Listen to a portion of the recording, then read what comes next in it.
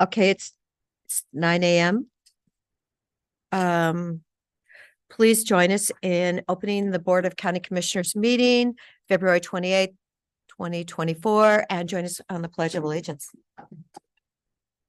I pledge allegiance to the flag of the United States of America and to the republic for which it stands, one nation, under God, indivisible, with liberty and justice for all. Thank you so much for joining us today. I think we're having spring maybe again. So nice. Every few hours it changes. Yes. I know we can have all 4 seasons in one day. I've learned that lesson. Yep. Citizen input. I believe we have Ryan Reddick. Thank you, Ryan, for joining us. Yeah, thank you. Morning, commissioners. Today I have some visual aids to go along with my comment today. Some pretty pictures to look at. Here's one. Great, thank you. Second. And the third. Thanks, Ryan.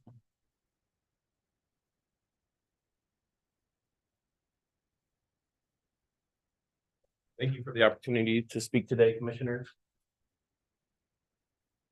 I know you've heard a lot from me lately regarding the parolee housing program for felons and sex offenders that have been located along Wilson Avenue in a neighborhood with a high concentration of parks and children. The petition is now over 1,200, and the public awareness of this issue is growing rapidly. It's been mentioned that there's really no good place to put a facility like this, that the Wilson Avenue location and the triplex there was the best option available to the county. But I've prepared information and done some additional research that has, I believe, revealed that there is a better option available that would be mutually beneficial for all parties involved, for the parole and probation department, for the parolees that need housing, secure housing and support and services, and for existing residents of the county and their children. And that solution is relocating this parolee housing facility to the public safety campus, where there's abundant vacant land available to develop a parolee housing site towards the southern end of the property. I understand that most of this campus has been accounted for already and is in the process of a master planning effort. And I've spoken with facility manager regarding this.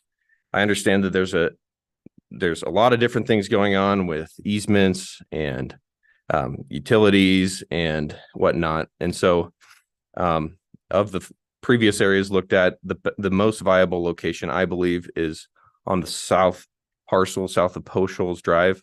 There's approximately a 1/4 acre available there where it's relatively flat, accessible from Service Road. This location would be ideal for parole officers to check in on parolees without having to drive across town.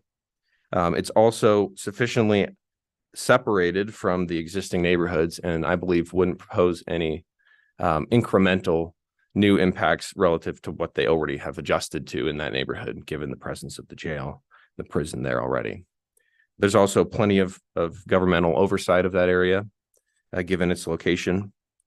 I presented 2 alternatives here.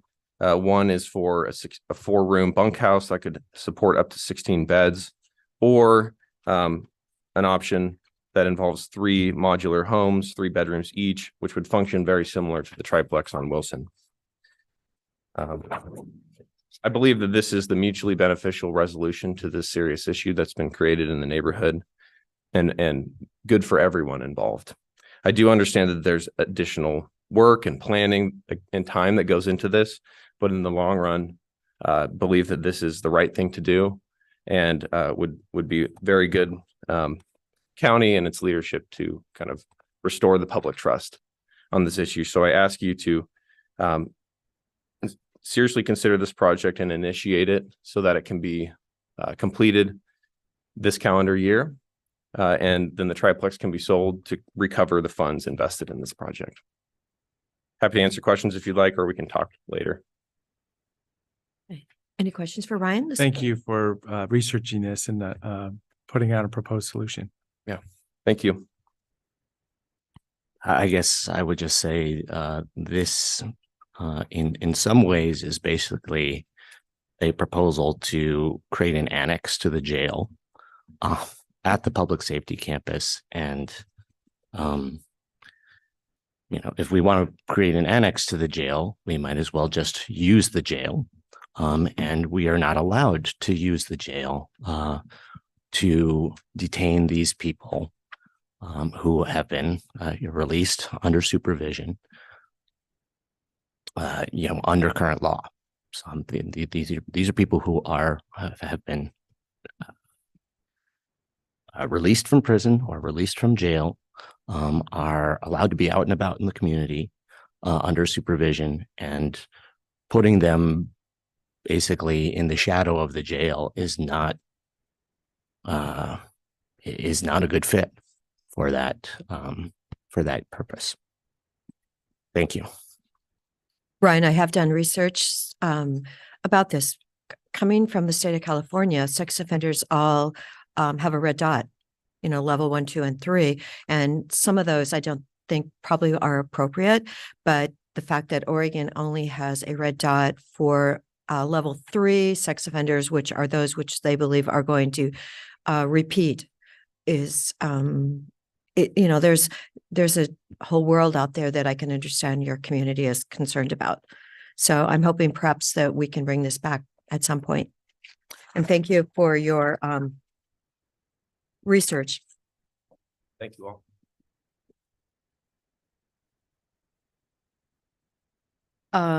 Anyone else in the room? Angie, do we have a raised hand? Okay, Ashley. Hi, can you hear me?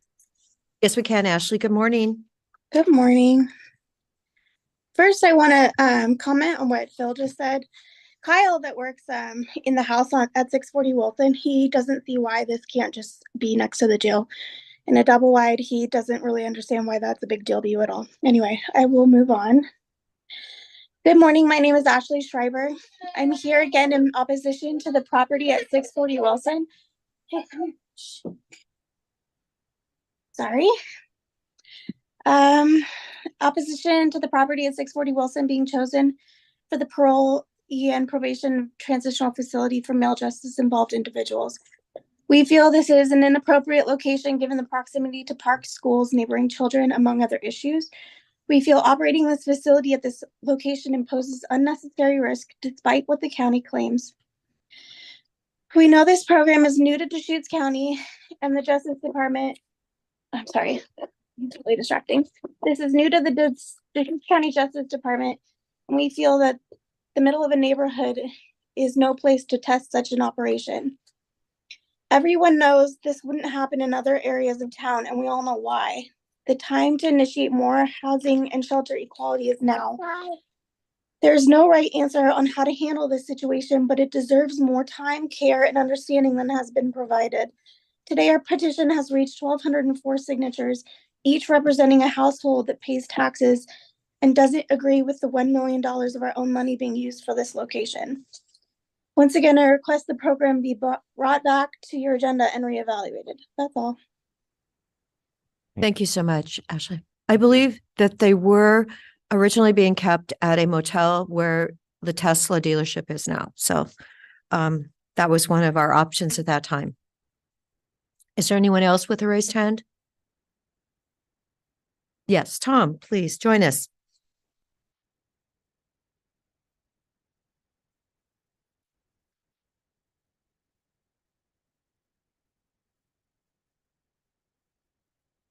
Unmute, please. Great, thank you. Good morning, Commissioners. I'm here this morning to provide public comment in opposition to the county's planned low barrier shelter for male parolees to include level 2 and 3 sex offenders at 640 Southeast Wilson Avenue in the Larkspur neighborhood in East Bend. First, neighbors are still wondering what became of the 3 tenants that were removed from the apartments in the targeted triplex to make way for this shelter. in Bend's notoriously tight housing market, were these 3 displaced households able to find comparable nearby housing? And we did ask that question last week as well, and we haven't received a response. Second, we're closely examining events that occurred after parole and probation targeted 640 Southeast Wilson for its taxpayer-funded shelter on November 8th, 2023. An offer to purchase was accepted by the seller on November 20th. On November 27th, the county's private contractor attempted public outreach using a flyer that makes no specific mention of housing level 2 and 3 sex offenders. The question we have is why? To our knowledge, this was the only public outreach attempted by Deschutes County or its private contractor. Did the county and private contractor not feel that this was an important piece of information to share with immediate neighbors of the targeted property? Finally, I want to reiterate that as a group, we are not opposed to shelters or other supportive housing in our neighborhood. 1 or 2 existed before most of us bought or rented our homes, but we remain strongly opposed to the repeated targeting of the Larkspur neighborhood as location for more and more of these facilities. And we are staunchly opposed to the establishment of this low barrier shelter for parolees to include level 2 and 3 sex offenders at 640 Southeast Wilson. This densely populated neighborhood is not an acceptable, appropriate, or plausible location for housing this population of men. I'm requesting that relocating the shelter be added as an agenda item to an upcoming BOCC meeting. Thank you. Thank you, Tom, for your letter, and appreciate hearing from you. Thank you. And just to answer your question, the 3 people who were there were the 3 households that were residents prior to the creation of this transitional housing project have found alternative housing, and they took advantage of the incentives that we offered to help people move out and find new homes. Okay, and was that? I can't tell you where they are because that's an invasion of people's privacy. Sure, of course. No, I wouldn't even ask, but. Thank you. Is that why the purchase price was $25,000 over list price in order to incentivize those folks to move out? I can't. I can't. Okay. I do not know the specifics of the negotiation process. Thank you. I see. Thank you. Tom, per our treasurer, the vacancy rate in Bend, the last number that he gave us was 9.4% for apartments in the city. So it's a number that apparently isn't easily obtained, but that's what we're seeing from his work. So there's actually, it's historically very high in Bend. Okay, yeah. Prices would come down so that people could afford those apartments. That would probably help everyone, don't you think? People that need people to work in their restaurants, whatever, so they could afford to live here. Right. Well, to that point, those apartments are exactly that for lower income people, as opposed to many of the apartments that are coming online are luxury. Expensive, yes. Mm-hmm. So, I mean, we need to make that distinction as to what type of housing was removed from the market to make way for the shelter. But I appreciate that information. That's helpful. Thank you very much. Oh, thank you, Tom. Does anyone else with a hand raised? Angie? Okay. All right. Let's go on to our consent agenda then. Move approval of consent agenda. Second. Any further discussion? Commissioner DeBonne Right, voting yes. and Commissioner Chang. Yes. Okay, let's go to item number 3, the Central Oregon Veterans Outreach. Can we just get your vote for the record? Oh, I'm sorry. Yes, of course. Oh, gosh. And I would just say on the consent agenda items, I am so appreciative of this group of individuals from our community who are participating in the board of the Upper Deschutes Watershed Council. And for clarity, you voted yes on that, Commissioner. Oh, I did. And the good news is there are 104 inches of snow at Mount Bachelor. And the sweet news is there's 50 inches at Hoodoo this morning. So nice news. Go ahead. Yes, now that we have that clarified, and I did vote to approve it.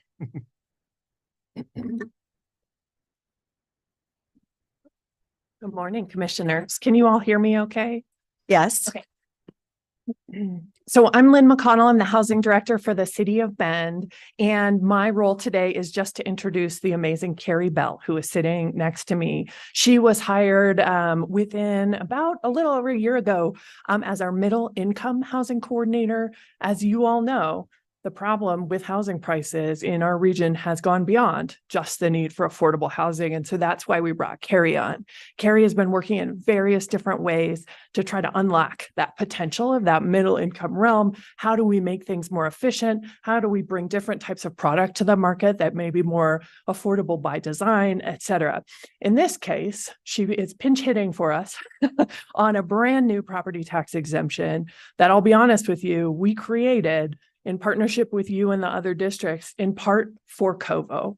Covo historically has not met the criteria of any of our other property tax exemptions that have existed in Bend because they have a lot of small unit types. And most of the exemptions that we've had historically require multifamily, larger projects, larger communities, and that's not how they do business. They do a lot of infill and have spaces for formerly homeless veterans really throughout the community in various different places.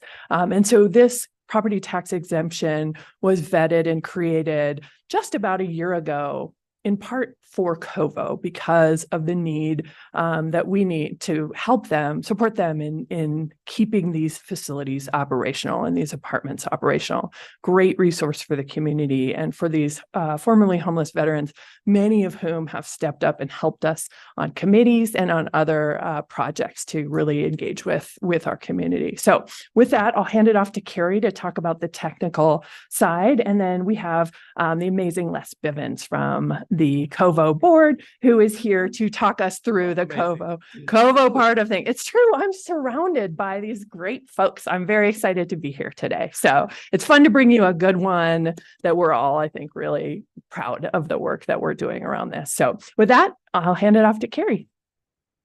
Thank you, Lynn. Thank you, the commission, for having us today. Really excited to be here in support of Central Oregon Veterans Outreach nonprofit property tax exemption for the low-income affordable rental housing properties.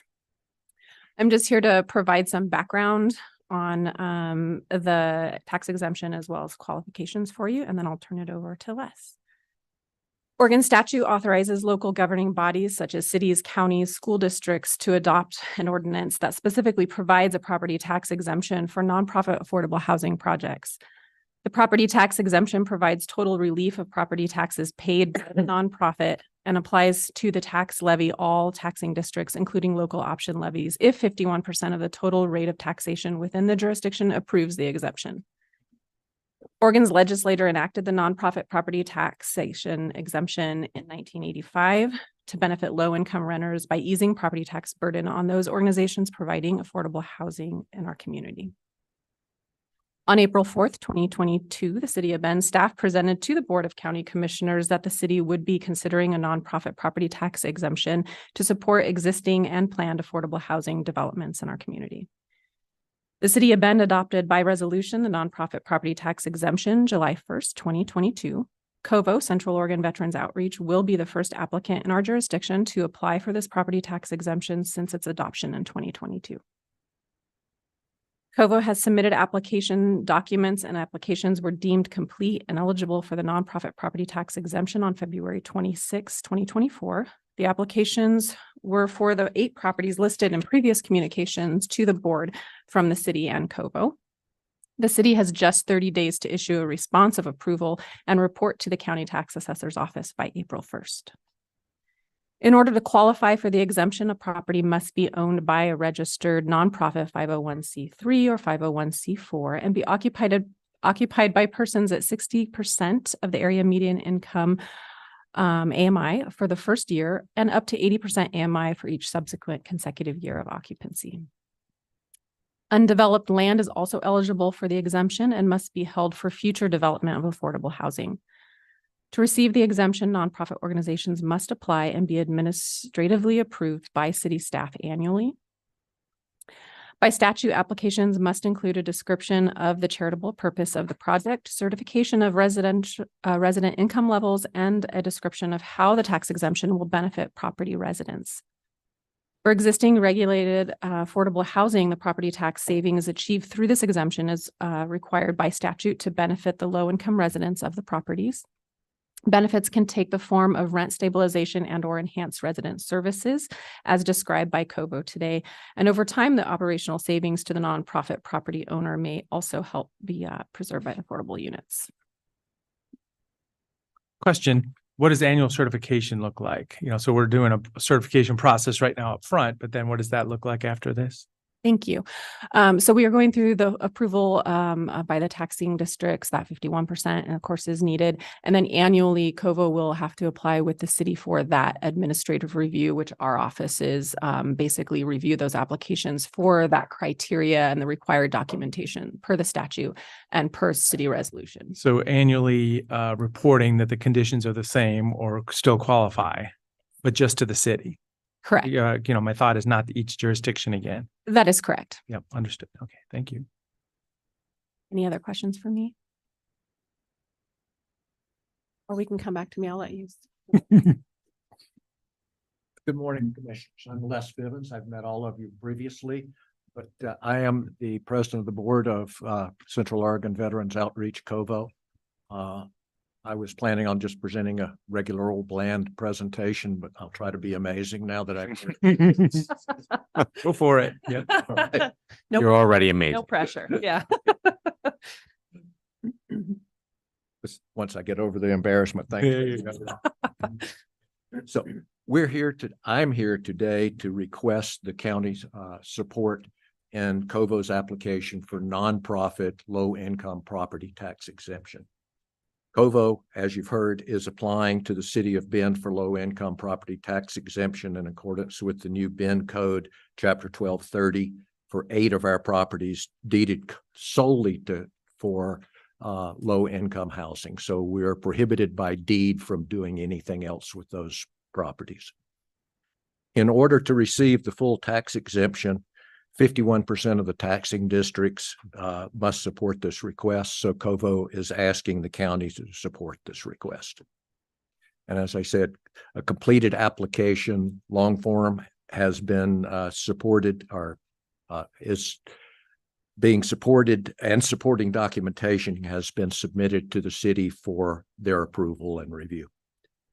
COVO is a 501c3 nonprofit that provides clothing, food, case management, assistance, temporary shelter, homeless camp, outreach, and low-income housing to military veterans and veterans' families who are homeless or at imminent risk of losing housing.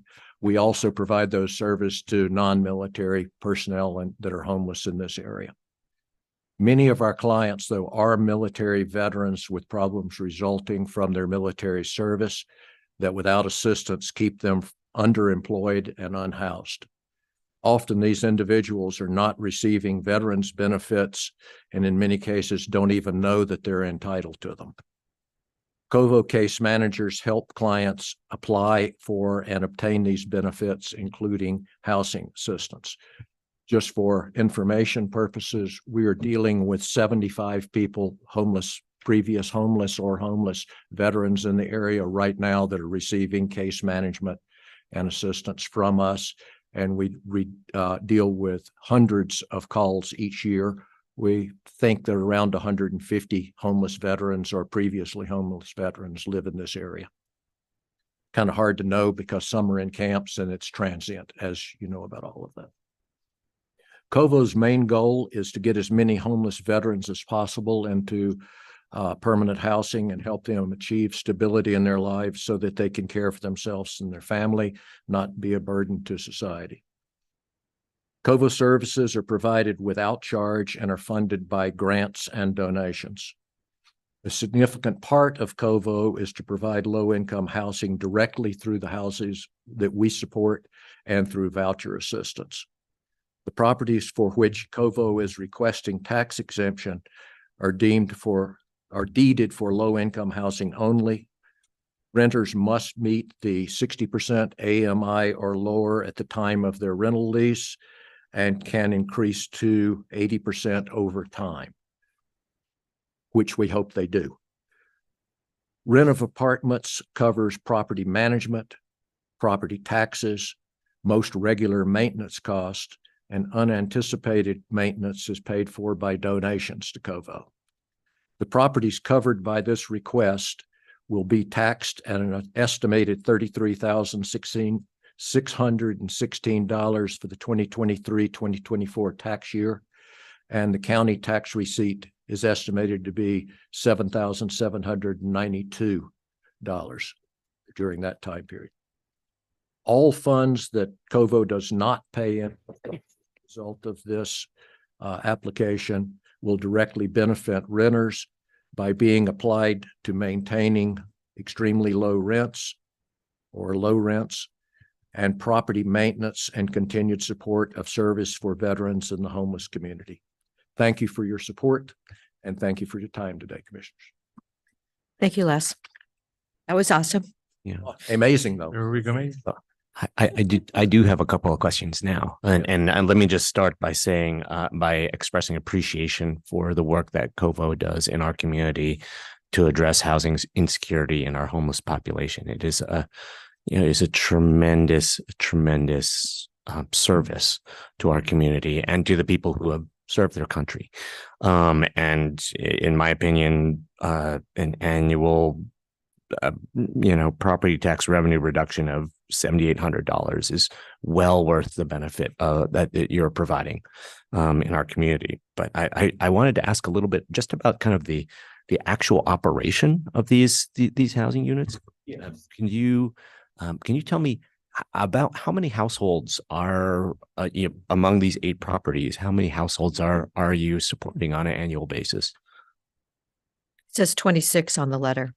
That's 26 total units that COVO owns, and we keep them at least 90% fill rate of 24 of them are filled on a regular basis. Okay. We usually have one that we keep open for emergencies or maintenance so that we can ship people around rather than putting them into motels, which we use if we do have maintenance, serious maintenance. Right. So at any point in time, there might be 24 individuals or households served. Okay. And then can you talk about duration of stay? Are there individuals or households that are spending, short term, long term, all of the above? It is all of the above. We have people who have been in the houses since we took possession of them. So we've got people that have been in them for close to 10 years. The houses,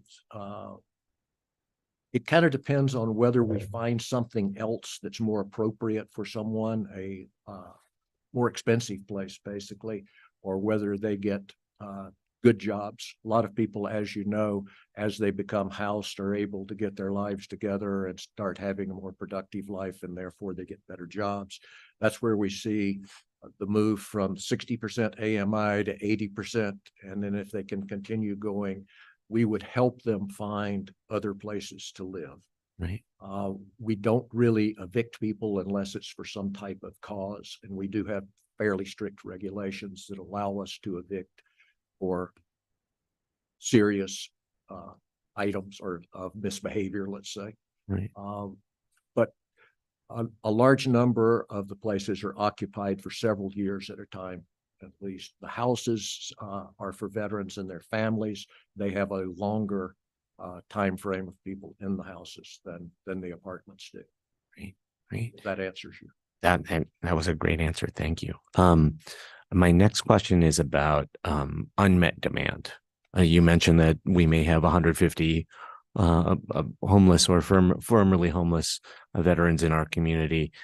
Do you have a wait list for these units? I mean, how much demand is there for the housing that COVO supports that you're not able to meet with your current you're familiar with our SSVF program, the Support for Veterans Families. Mhm.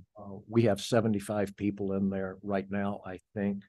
A good many of those, I would be guessing if I tried to tell you the number right now, are on lists for housing, not necessarily with us, but they've notified us that they are homeless, basically. Not that they're living in the woods. They could be living with some friends or something like that, but they're hoping to get a place of their own or with a roommate or what have you. Yeah.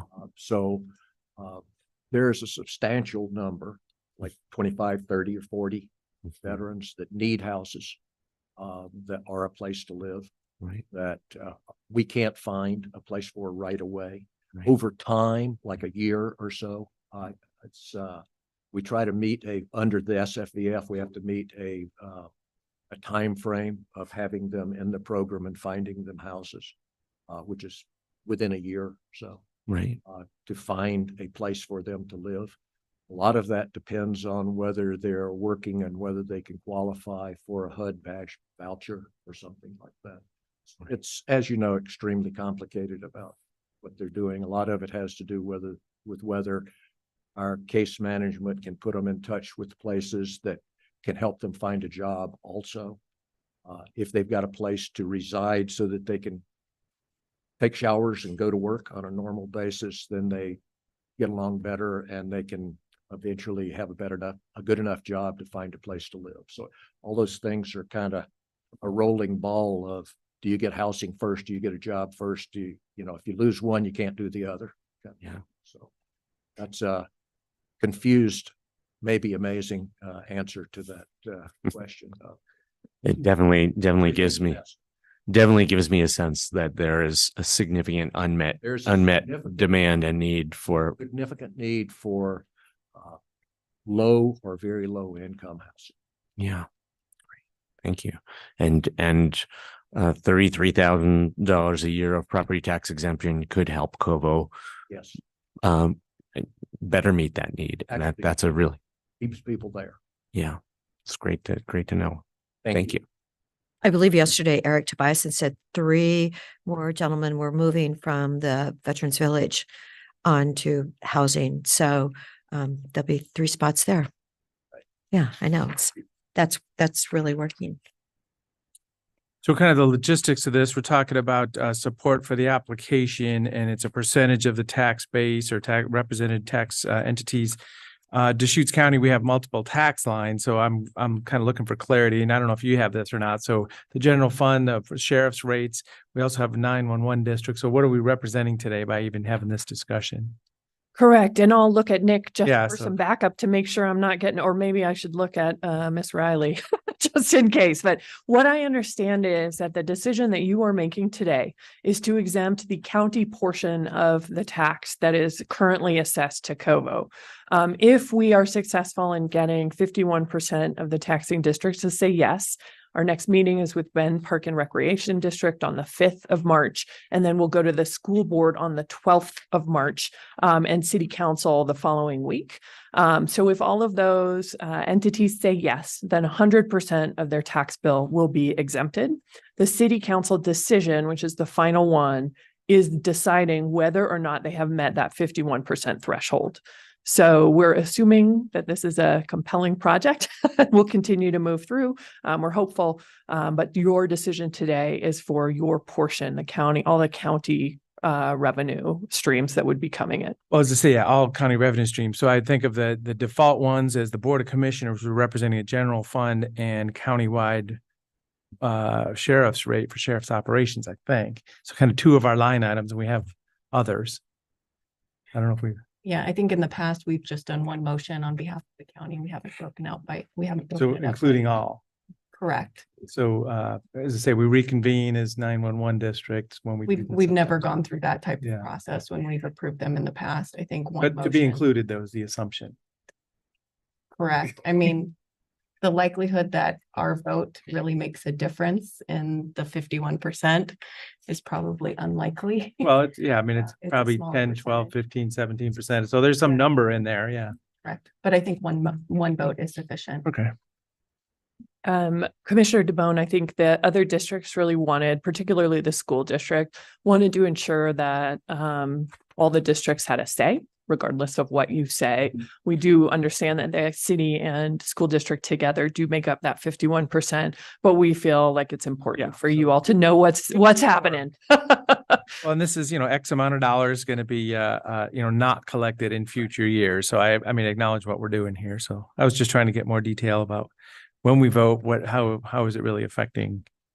Or are we really offering all the line items, I guess is what I was referring to. So, well, as I say, it's great to hear about this opportunity from 1985, I think you mentioned, right? So, I mean, it's been out there by state law for many years, and now the city of Bend is exercising that opportunity in partnership with the other taxing districts. So thank you very much for what you do. I know Veterans Village is a big part of this too, because that's the same group of folks, and it's even more transitioning, getting somebody stable for the first time so they can even be ready for a more home setting like these houses that we're talking about. And we, of course, at COVO really appreciate your support for that, which is major. Great.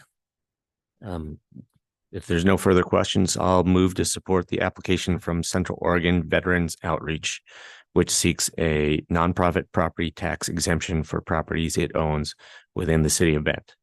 And I will second it. Is there any further discussion? Commissioner Chang, Yes. Commissioner DeBonne? Yes. And the chair will vote this time, yes. Thank you. Thank you so much. Those Thank days, thank you you. so much. Great to see you. And Lynn, let me know what time it is on the 5th. Yes, I believe it's 5:30 is the time. 5:30, I believe, is the time that the Parks Board starts, but I will confirm that with you Next Tuesday. between now and then. Yeah, thank you. Thanks a lot. Okay, we go to item number 4.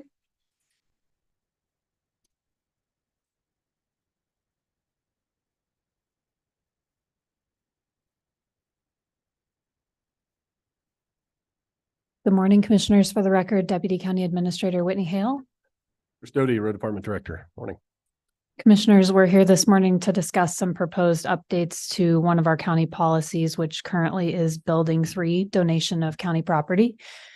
Staff has outlined in the staff report that you have today a few changes. I'm going to have Chris speak to the changes that deal with some additional language that specifies how we would handle requests for donations of light fleet. But before we get there, I'll walk you through kind of the 2 other main areas that we're proposing to update this policy.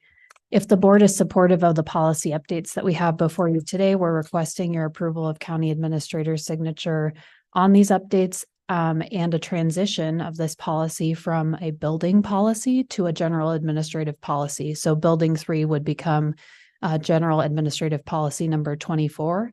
And that really has to do with staff's ability to find what they're looking for.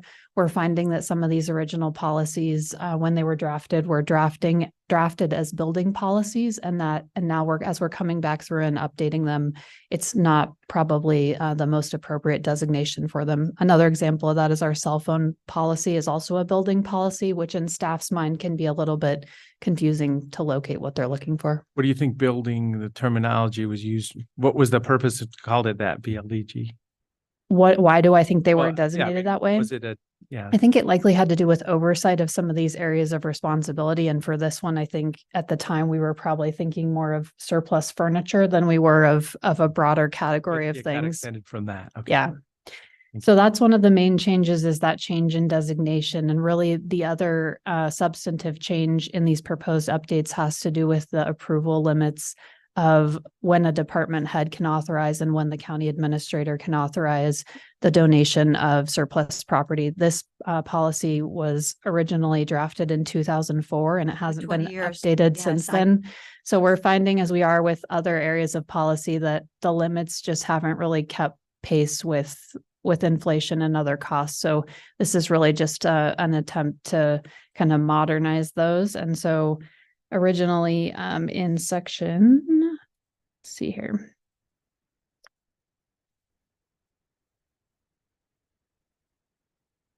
B, the department head threshold was $250, and the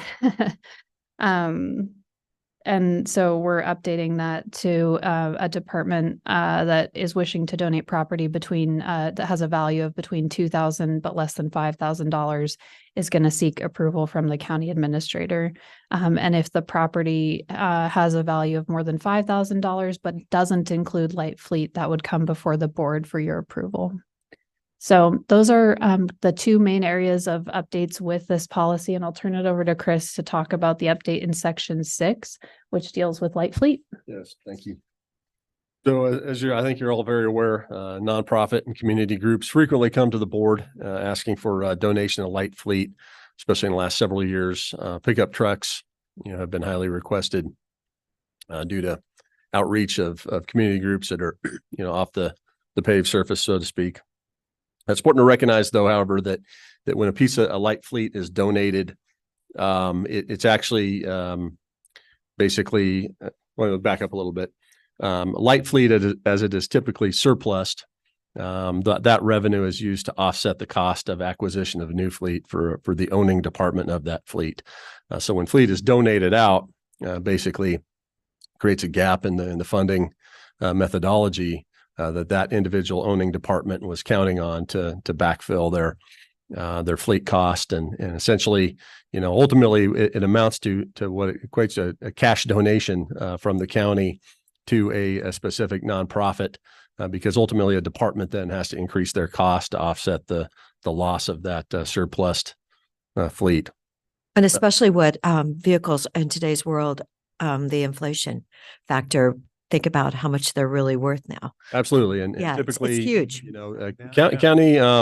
County light fleet is highly sought after as we auction it. Typically, we get higher prices than we anticipate lots of times because folks that purchase this type of fleet recognize that it's been maintained fairly well, through a shop.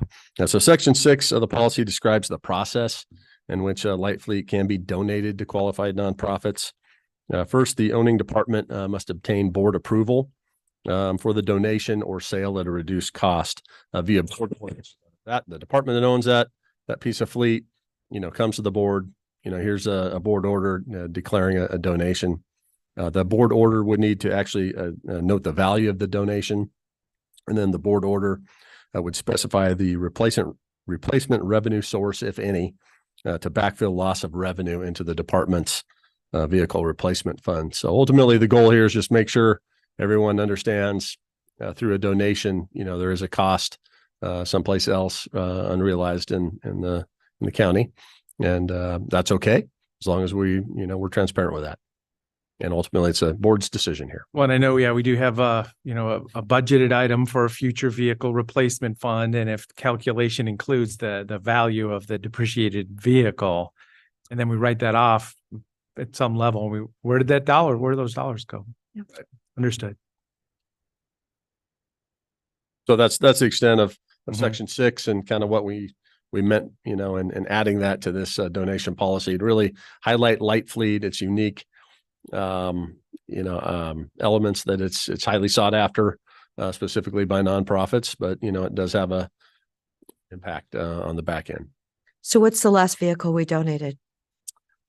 Boy, I can't quite recall. I know there have been several. Is pickup Randy trucks. still the program director for light fleets? Randy, yes. Yes, Randy. Yep. Okay. Yep. So it's been several years, I think, since we've donated, a couple pieces of light fleet. I believe we donated one to Commute Options out of the road department to tow their bike educational trailer around when they lost their ability to do that. There have been several, I think, that have been donated kind of in the COVID era, as nonprofits were seeking to venture out into the unpaved parts of the county. I know Jericho Road asked for something quite a while ago. Yep. Nothing happened, did it? Nothing's happened. We've basically been wanting to bring this policy forward to make sure, it's I think I got 5 requests in one day. I think you must have, because Yeah. we And saw that this so, was- let's it's 20 years old, so yeah. and So let's financially things have changed, and I do understand what you're saying. If you're going to sell something that's going to bring in $12,000 and the new vehicle is going to cost 50, Yeah. it could be the 12,000 would have to come from someplace. yes. Yeah, I could see the implications of, these transactions being different for different departments though. I mean, for, for a department that, regularly receives grant funds for new programs, where it's fairly easy to add a vehicle, or, it's actually a kind of eligible or encouraged use of grant funds. That's a different consideration, releasing an older vehicle than for, roads that, waiting for their gas tax revenue to come, or community development department that's, seeing their permit application fee revenue decline right now. I mean, those are very different considerations. And so what was going through my head was, how does that different kind of decision logic work for different departments? But it doesn't seem like that's I don't see any concerns about this policy from that perspective. And I'm curious if either of you have thoughts on that. So the way, we operate the fleet program is as you bring a piece of fleet into the county, you're responsible for two payments essentially. One is the operations and maintenance component, and that's a fee that's calculated by the fleet manager based on the type of a fleet, that it is. The other is the eventual replacement of that. So as you bring a piece in, you immediately then start paying to eventually replace that. So if it is a $50,000 piece that you'll be replacing 10 years from now, effectively you'll be, giving $5,000 approximately per year for 10 years to ultimately replace that. But that amount is, and how we factor it is the sale of that item usually covers the inflation cost of that piece of fleet over time. So, and roughly that tracks fairly well. So if a piece of a fleet is brought into into a department and ultimately is intended to be replaced at some point and not just go away, that charge will begin to occur immediately. And then, so as well as the maintenance component, and then ultimately, that sale of that surplus fleet will offset the cost of the purchase of that replacement piece of fleet. I think in your hypothetical example, the department that would be receiving the grant funds could say, we request donation of this piece of light fleet, and we're able to supplement the costs we would be losing right in the replacement fund with whether it's whatever funding source they'd be identifying, but they would need to, I think, make themselves whole through that process, and also just kind of make the board aware of the financial impacts of the decision as the donation request was coming forward to you. That works. I like it. So I'll move approval of county administrator's signature of revised county policy BLGGB Building 3, renamed to GA24, donation of property policy. Second. Any further discussion? Mr. Devon? Yes. Mr. Chang? Yes. And the chair votes yes. Thank you, commissioners. I kind of wonder why we didn't bring this back sooner though, because I know if we had 5 requests, that had to be like a year ago. I'll look on my emails, my text messages from Don Senecal, but it would have been nice to be able to tell the community we have a policy. Sure. Yeah, there's the policy piece, and there's actually, do we have the fleet available? And we certainly didn't have the available fleet that had been surplused to meet that request. But I believe a couple pickup trucks have been declared surplus more or less since then, and so they are potentially still available. Okay. All right. Thank you. Thanks for coming in. And isn't it the case today that we're going to hear about in Salem, Marion County? I believe it was before the court yesterday. Okay. We should hear any minute. Okay. And you'll send us a message. Thank you. Okay. Item number 5. Well, and I'll just acknowledge that you were asking about a whole different issue just now, but of course. Yes. Yeah. Yes. There is a court For the case. minutes, I mean, you threw that Yes, in. There is a court case that Different topic. Yeah. yes. I thought it was the 28th they were having the case. So. Good morning, Paul. Good morning, commissioners. Back again. It's been a few weeks, 3 weeks ago today. For the record, it's Paul Partridge, Program Manager with Health Services, Intellectual Developmental Disabilities. 3 weeks ago today, I came before you and you granted permission for us to apply for a grant for some emergency preparedness dollars through Oregon Department of Human Services Developmental Disabilities in the amount of $249,000 that was applied for and received. So I'm back before you today in hopes just to obtain a signature to accept the award. Yeah. Well, it's One of the fastest grant approvals cycles I've ever heard of. Yeah, I think we had approval the same day. I was later It was- that afternoon. Yeah. Oh, good. Yeah, so, and, thank you for the attachment talks about the different, opportunities for emergency, some supplies and power station and, just things that are going to make preparedness, a lot more available in case things go sideways or whatever, just support is what we're talking about here. So, very exciting to be able to make a motion for approval of chair signature and document number 2024-174, accepting an emergency response grant from the state of Oregon Office of Developmental Disability Services. Second. Is there any further discussion? Commissioner DeBonne, Yes. Commissioner Chang, Yes. and the chair votes yes. So, yes, Paul, fastest one ever. There you go. Thank you. Thank you. And you came back so soon that we actually still remembered what Yep, you there were you go. what you're applying for. Plug it into the budget.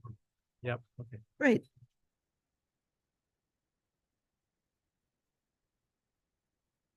Here we have item number 6.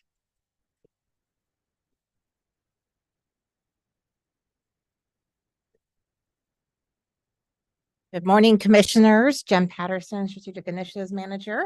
I am here today to request to apply for the Wolf Depredation and Financial Compensation Grant Funds. As a little bit of background, the county established a wolf depredation and financial assistance committee back. I think our first committee meeting was June of 2023. In May of 2023, ODF and W had confirmed Deschutes County first depredation of livestock from a wolf. So the committee was already scheduled to meet, I think, a week or two later. And since that time, the committee has been meeting on a regular basis to set up guidelines for financial compensation, to discuss non-lethal preventative measures, and to discuss outreach for producers, which are ranch and livestock managers and owners. Every year, ODA, Oregon Department of Agriculture, has a grant opportunity fund. It's once a year. It is open. They opened it this month. Grant applications are due on Friday. The reason for the very short timeline between coming before you and the grant application due is ODA just held their workshop on how to apply for the funds last week. So we wanted to make sure our grant application was thorough and complete in order to come before you. So the committee met at the end of January to determine the recommended ask of the grant funds. And so I'm before you today to talk through the request of the grant applications and to seek approval to apply for those grants. I'll give in brief the grant application funds we're applying for. As I said, we had one depredation that was on Long Hollow Ranch. The owner is Ashante Samuels. Ashante was invited and was intending to come before the committee to request these funds, but was unable to attend at the last minute. I've been in contact with him and his ranch hand on the funds they'd like to apply for. So the first fund is the actual depredation fund that has been confirmed by ODF and W. That amount was set by a determination on the committee of what the compensation rates will go. For background, the committee used other counties in the state who have had wolf committee depredation set up and had established some rates. So they looked through some of those rates as well as some going rates in the county for livestock and determined those rate funds. So the first category we're applying for is depredation funds in the amount of $1,935 for a confirmed depredation of a yearling.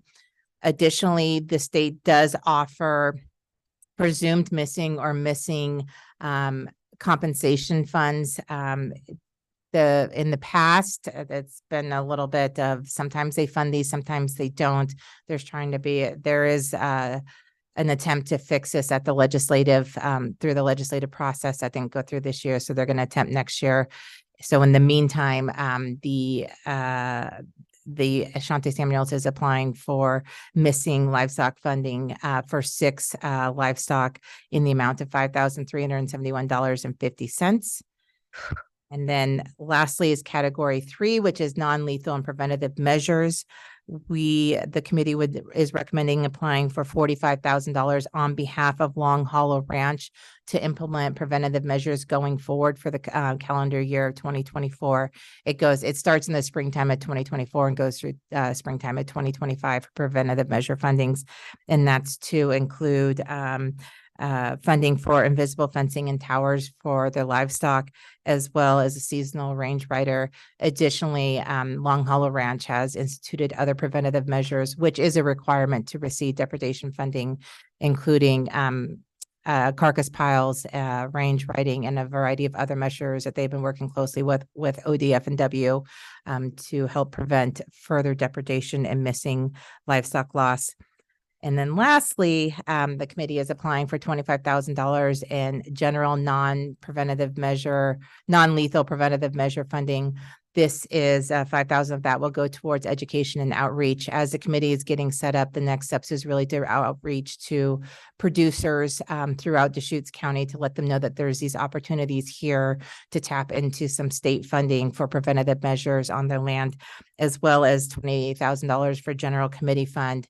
Once this education and outreach has commenced, we anticipate that there'll be funding requests from these producers for preventative measures. And so we wanted to have, some funding available for them with the upcoming calendar year. So, and just as a really quick backdrop that I forgot to mention at the beginning, the way this grant request funding is set up is that the depredation and missing funding requests are for the previous year, and the non-lethal preventative measures are for the upcoming year. So that's how it's set up. So a total amount is being requested in the amount of $77,306.50. There is also a requirement of 10% county match, but that is going to be matched by staff time and committee preparation. And I will pause after that long introduction for any questions. Questions? This is in my neighborhood. I just see that an 800-pound dairy heifer, 2 years old, was killed a year ago today. She weighed 800 pounds. He's got a calf that was killed that weighed 350 pounds, one that weighed 500 pounds. This is really, I walk out of my house at night and I'm in this neighborhood and they travel 30 miles a day. So seeing these actual kills that were right down the street where I go, when I go to Lower Bridge, it's really, it brings it to light. And then the fact that I just saw a picture of a wolf that was killed in Idaho that weighed 189 pounds. They actually in Idaho are allowed to be killed. And then when you see the number that the United States has the fewest cattle it's had since, I believe, 1951, cows like in Eastern Oregon, their conception rate is really dropping. And so that loss to those ranchers is not being covered by this legislation. And I think it's really unfortunate that the state legislature did not address the wolf bill that they had been working so hard on. They did not address that bill. I think they went forward with the elk bill, but they didn't the wolf bill. And I know that people are, this is in Deschutes County. So when you look at the details and you think something weighed 800 pounds and it was killed by a wolf, that's real. That's a big cow. Yeah, I would just say that the committee took the losses experienced in the last year very seriously, and they took kind of an attitude of, all right, we've had these losses in 2023. what can we do to reduce the likelihood of more losses in 2024? Within the regulatory framework we have, within the resources that we have, this application that emphasizes heavily preventative measures was the best solution that the committee could come up with for preventing additional losses in 2024 and beyond. There is, wolves are new to our area, or I guess they were here long ago, but they're newly re-arrived to our area. And if we can establish a good system of non-lethal preventative measures, then we can prevent a whole lot of stress and financial loss to our livestock producers in the community here. I have a 500-pound weanling, he probably weighs 500 pounds. So, he could be taken down. People in our community do have horses. So, we're talking about cattle, but what if they take down a horse? Does this address that at all, Jen? Yeah, it does. It's animals, livestock animals, working dogs. So I think, if there is a suspicion that is happening, the first contact is with the ODF&W, and they will come out and work with you on an investigation. Yeah, the depredation compensation schedule includes just about any kind of animal you can think of. And I would also just say that, small acreage properties where your animal can come home to the barn at night, are places that are much less likely to experience wolf depredations than cattle that are way out on open range. Well, it's not exactly open range in Deschutes County the way I know open range in Eastern Oregon. So, yeah. And, you're thinking about that 30-mile travel. They can be a lot of places in the same day. Ashanti Samuels runs his cattle over 100,000 acres. So it's pretty open range. Well, I see him by the road all the time. So.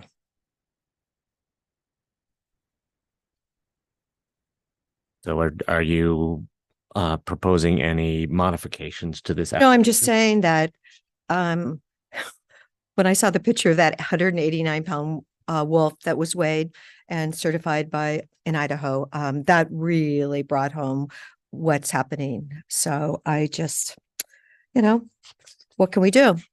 And it's really sad that the state did not address the wolf bill. I know Representative Bobby Levy has worked for thousands of hours on it. So I'm just saying it would have been appropriate for the state to bring that up this year. I will say that it did not get brought up this year, but it is on the docket to get brought up next year. Not on the legislative docket, but there is a movement to bring it up again, to continue to address this issue, particularly of the once there's a depredation, to consider that that's more than just one animal that's probably been affected. So there is support from organizations and individuals to continue to push this legislation forward for 2025. Well, I know that actually ranchers in Eastern Oregon that are dealing with the wolves now honestly did not want to send those 10 wolves to Colorado because they know the impacts and, what's happened to their herd. The cows start getting really nervous. They walk the fence lines. They don't get pregnant. It's, there's all these other issues that just, having one killed is one thing, but actually where, 20% of your herd no longer has a calf, that's incredibly impactful to your bottom line. And, with hay prices being what they are, you can just see how difficult it is. And some of these preventative measures are again intended to minimize contact between wolves and livestock, so that those kinds of stresses that result in weight loss or lower conception rates are mitigated. And from a legislative perspective, I just want to frame a few things. the state legislature has worked very diligently over the last few years to ramp up the funding level for this program so that this program would be able to pay those significantly higher rates in the piece of legislation that was introduced in this short session this year. So I'm very hopeful that that those funding levels will continue, and we will be in a good position to be able to pass that kind of a bill in the long session next year.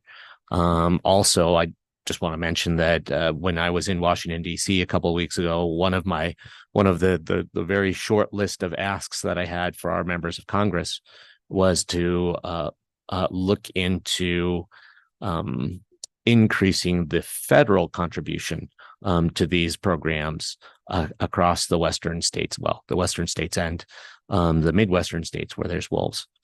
So, that I'm hopeful that will receive support from our members of Congress, our congressional delegation. That's something that we could be asking for as a board of commissioners if my fellow commissioners are interested. And again, just having the money in the bank makes it much more likely that we can accommodate a more favorable compensation schedule in the future. Horses are not on the chart. It was impossible, I think, to encompass everything on the chart. What about llamas and alpacas? Because we have those in the county. So all Right, of that county is included in the depredation, and other counties have listed a very detailed scheduling of every type of animal. I think the committee arrived here was they're just willing to consider any. They came out with a list of what we've seen as the typical, I hate to even say the word, but as some of the past depredations, and they included that and then put the asterisk in at the bottom that, any other depredation will be considered. And those are all eligible depredations per ODA's program. Yeah, So just because they're not listed on that list doesn't mean that they're not included in an opportunity to be considered for a depredation grant request. I'm not. Oh yeah, there it is. Oh, Is this table pulled directly from our? Yes.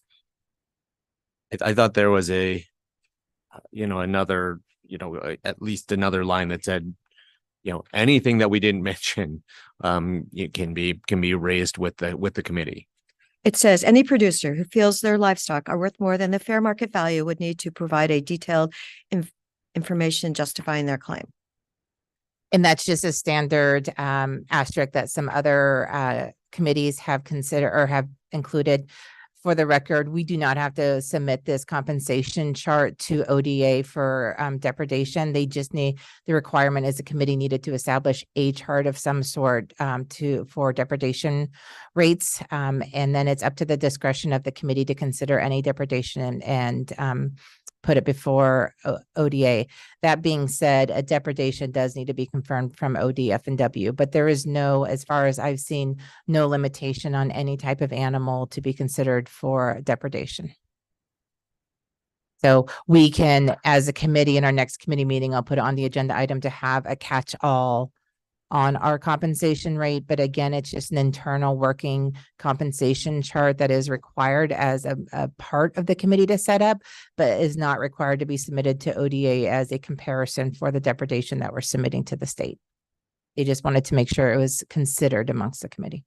So if we experienced a horse depredation in 2023, we could certainly include that in this application, but we didn't. Absolutely. Yep. And again, the depredation to be applied for does have to be confirmed from ODF&W, which is why there's the two different categories there of depredation and missing or presumed missing, which is the category 2. So Jen, just to give a little background from our committee discussions, these missing claims, they were sort of introduced into the process pretty last minute. We hadn't heard about a desire to submit missing claims until basically when the meeting started, which kind of threw the threw the agenda a little bit into it made it a little unpredictable and uncertain. But the committee dealt with this kind of very, very, short notice request, by saying, well, we'd like, and the state requires, a certain amount of information to establish how plausible it is that these missing animals are, became missing because of wolves.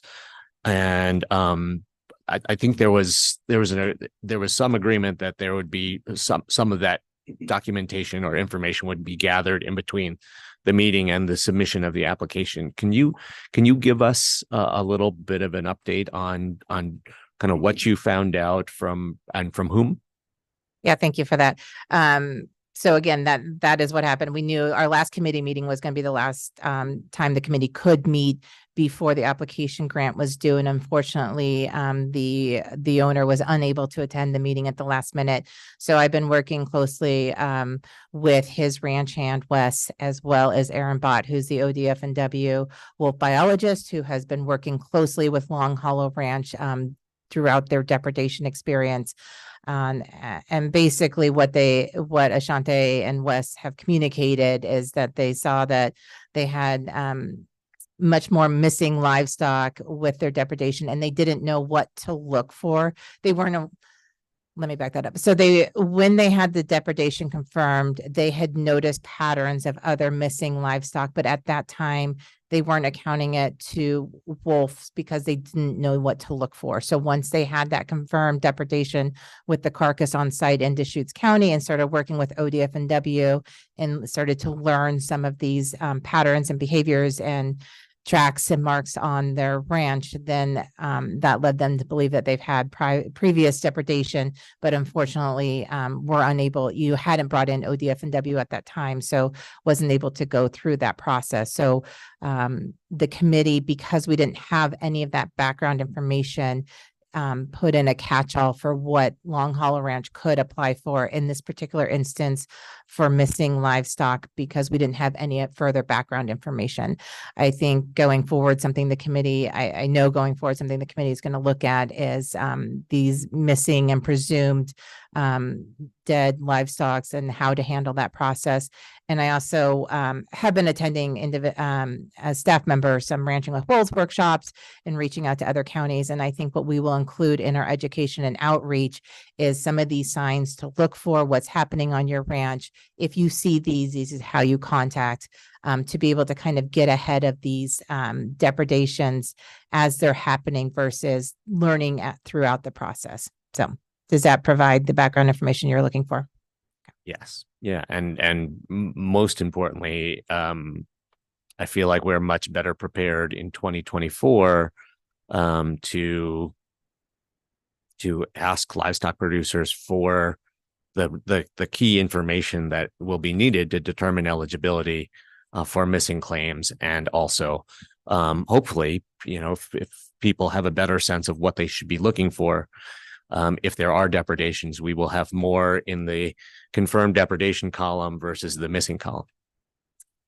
Yeah, that's correct. I think the big educational takeaway that I've received from all of these educational workshops that I've been attending and talking with other committee members who are ranch owners in counties where they're affected a little bit more predominantly than we have been to date in Deschutes County, is to get ODF&W involved from the get-go, whether it's suspected or not. If you have any signs on your ranch, to bring ODF&W in, and they're able to work from the start. And they also provide a lot of great educational material and preventative measures that are very specific to the different terrain and climate that we may have in Deschutes County that you might not have in Eastern Oregon or Idaho or Wyoming. All these, there's different things to take into consideration that ODF&W have been pretty educated about. Okay, so my neighbors also lost all their sheep. I think they had 3 or 4 sheep because I used to hear them at night, and I believe those were killed like last summer. And at first he thought that his dogs had done it, and then he realized no, they didn't. So yeah, it was right within hearing distance of my house, and all those, the sheep were killed. So, and I know my other neighbors now have baby lambs in their field. A lot of baby lambs, but fortunately they're locking their sheep up at night, and they're right by their house too. But yeah, this was on the other side of me, and they just had a couple sheep, but they were all killed. I will But at the share with same you time, I in an believe- email after this meeting, the contact for Aaron Bott, the wolf biologist who works very closely in Deschutes County. And so anytime there's any sort of, But this was a year ago, so this is not going to help them at all, but they were killed, and they just, yeah, it was unfortunate. Yeah, we're basically at the deadline to submit an application for this year. If we had known about this earlier, there would have been the potential opportunity to submit a missing claim. But just for future references, if people are experiencing losses that they think are wolf related, they should be contacting ODF&W right away to document. What if it's cougars and not wolves? That's the other thing, because we do have a lot of cougars out there. yeah, unfortunately, this program is strictly Only for wolves. You have to have proof that it's a wolf. Okay. And unlike wolves, for cougars, there are programs for sport hunting of cougars to control population. So it's very difficult for people without dogs, but it's not impossible. So it's a different situation. Do we have any further questions or concerns? Oh my God, I feel like my sister said she used to ride out on the North Fork of the John Day River, and she'd see these wolves and she'd go, Patty, you cannot believe how big they are. Anyway, so to think that we've had all these kills right down the road from my house. It's one thing to talk about the North Fork of the John Day River, but to talk about, a couple miles down the road from my house is clearly another issue.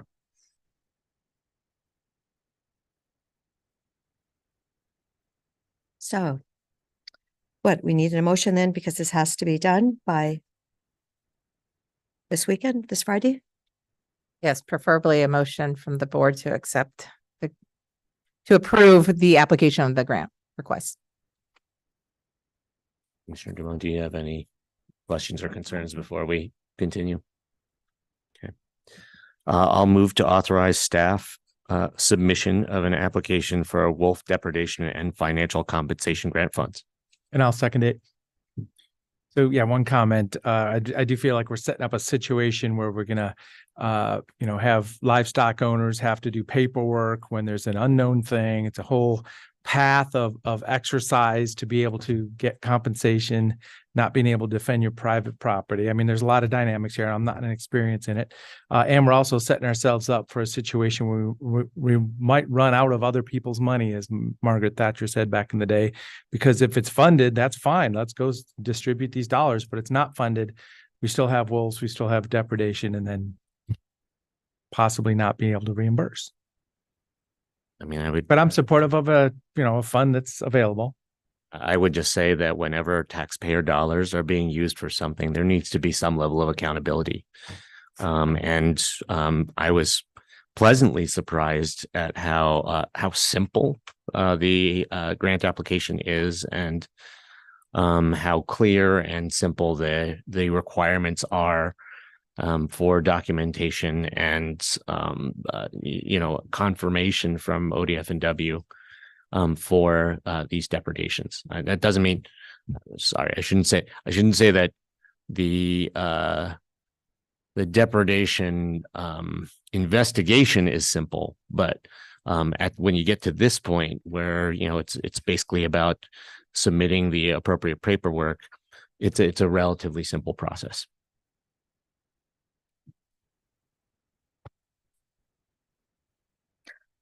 Okay.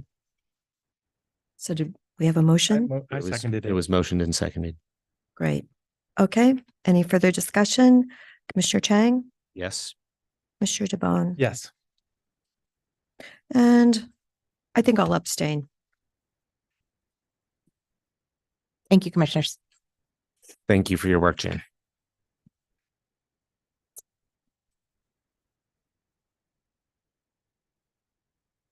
Okay, now I'll go to the next easy one. Oh, yes. Tanya.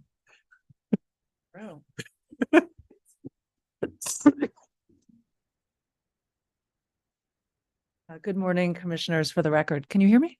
Yeah, okay. You never know. For the record, Tanya Saltzman, Senior Planner.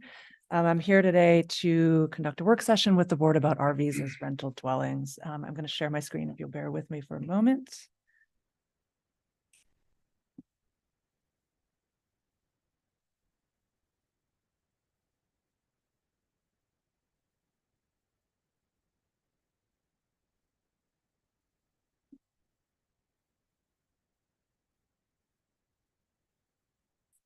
All right. As noted, this is a work session for text amendments concerning RVs as rental dwellings. That's file number 247-23000-700 TA.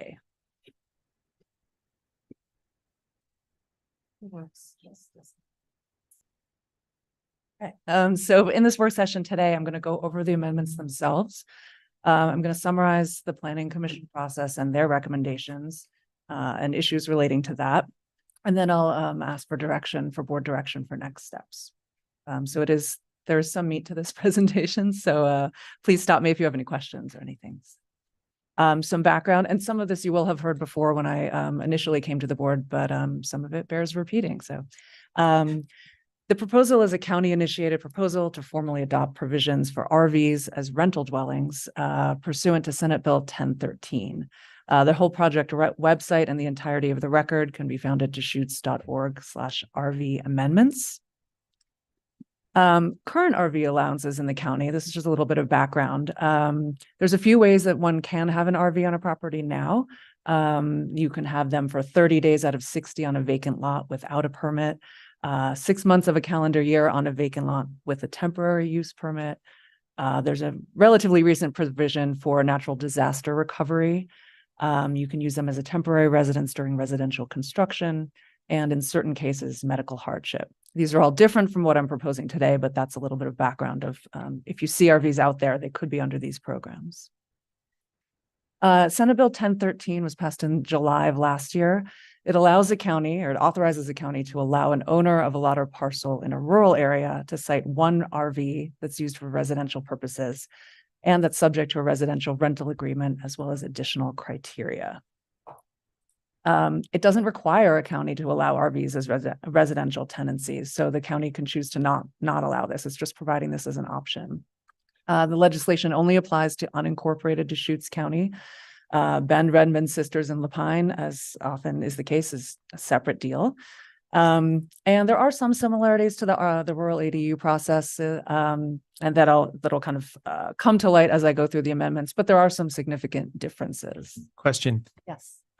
Are there any other counties that are this far at this point in time? I believe from the word on the street is that we are number one. So yeah, the Planning Commission has, officially reviewed and put recommendations in, and nobody else has even gone that far. I believe I was actually just speaking to somebody the other day from Clackamas County, and they're kind of, I think, a little bit behind us. I'm not aware of other counties that have yet had hearings.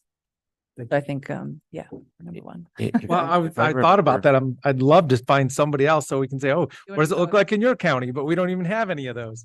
Yeah. I mean, if I remember correctly, it was at the request of Clackamas County that this bill was brought in the first place. So yeah, be nice if they worked a little faster so we can benefit from their work. Call us and say, hey, what are you guys doing? Yeah. But we're happy to collaborate. So yeah, I believe that we're the furthest in this process. So first I'm going to go over the basic eligibility criteria. So this is stuff that's in Senate Bill 1013 as part of the actual state law. In this case, in Deschutes County, it would apply to rural residential exception areas. So in Deschutes County, that's RR10, MUA10, SR2.5, UAR10, and the West Side Transect zones. Requires that one single family dwelling that is owner occupied has to be there as the primary residence on the lot. There cannot be any other dwelling units on the property, and no portion of the single family dwelling can already be rented out. No portion of the lot can be within an urban reserve. The RV must be titled by a Department of Transportation. And we had a little bit of back and forth with the sponsors of this bill. This means any Department of Transportation. So it means that the gatekeeping of what an RV is essentially has to do with that title that is obtainable by the DMV, essentially. So while the requirements might differ a little bit from state to state, if there is an RV title, that is considered eligible for this property. The RV must be owned or leased by the tenant. Similarly, we confirmed the details of this. This means that either a tenant can own the RV and they go to a property owner's space that has their space already outfitted out, and they provide rent, or the owner of the property can own an RV and kind of keep it there, and then just the people go in and out, just like renting a room. So those two different options. We were unclear on that in the beginning, but we received clarity from the sponsors of the bill. The property owner must provide essential services to the RV space. This is defined as sewage disposal, water supply, electrical supply, and if required by law, any drainage system. Now, this is a biggie. I think this is a lot of people who've reached out to staff have been a little bit unclear on this.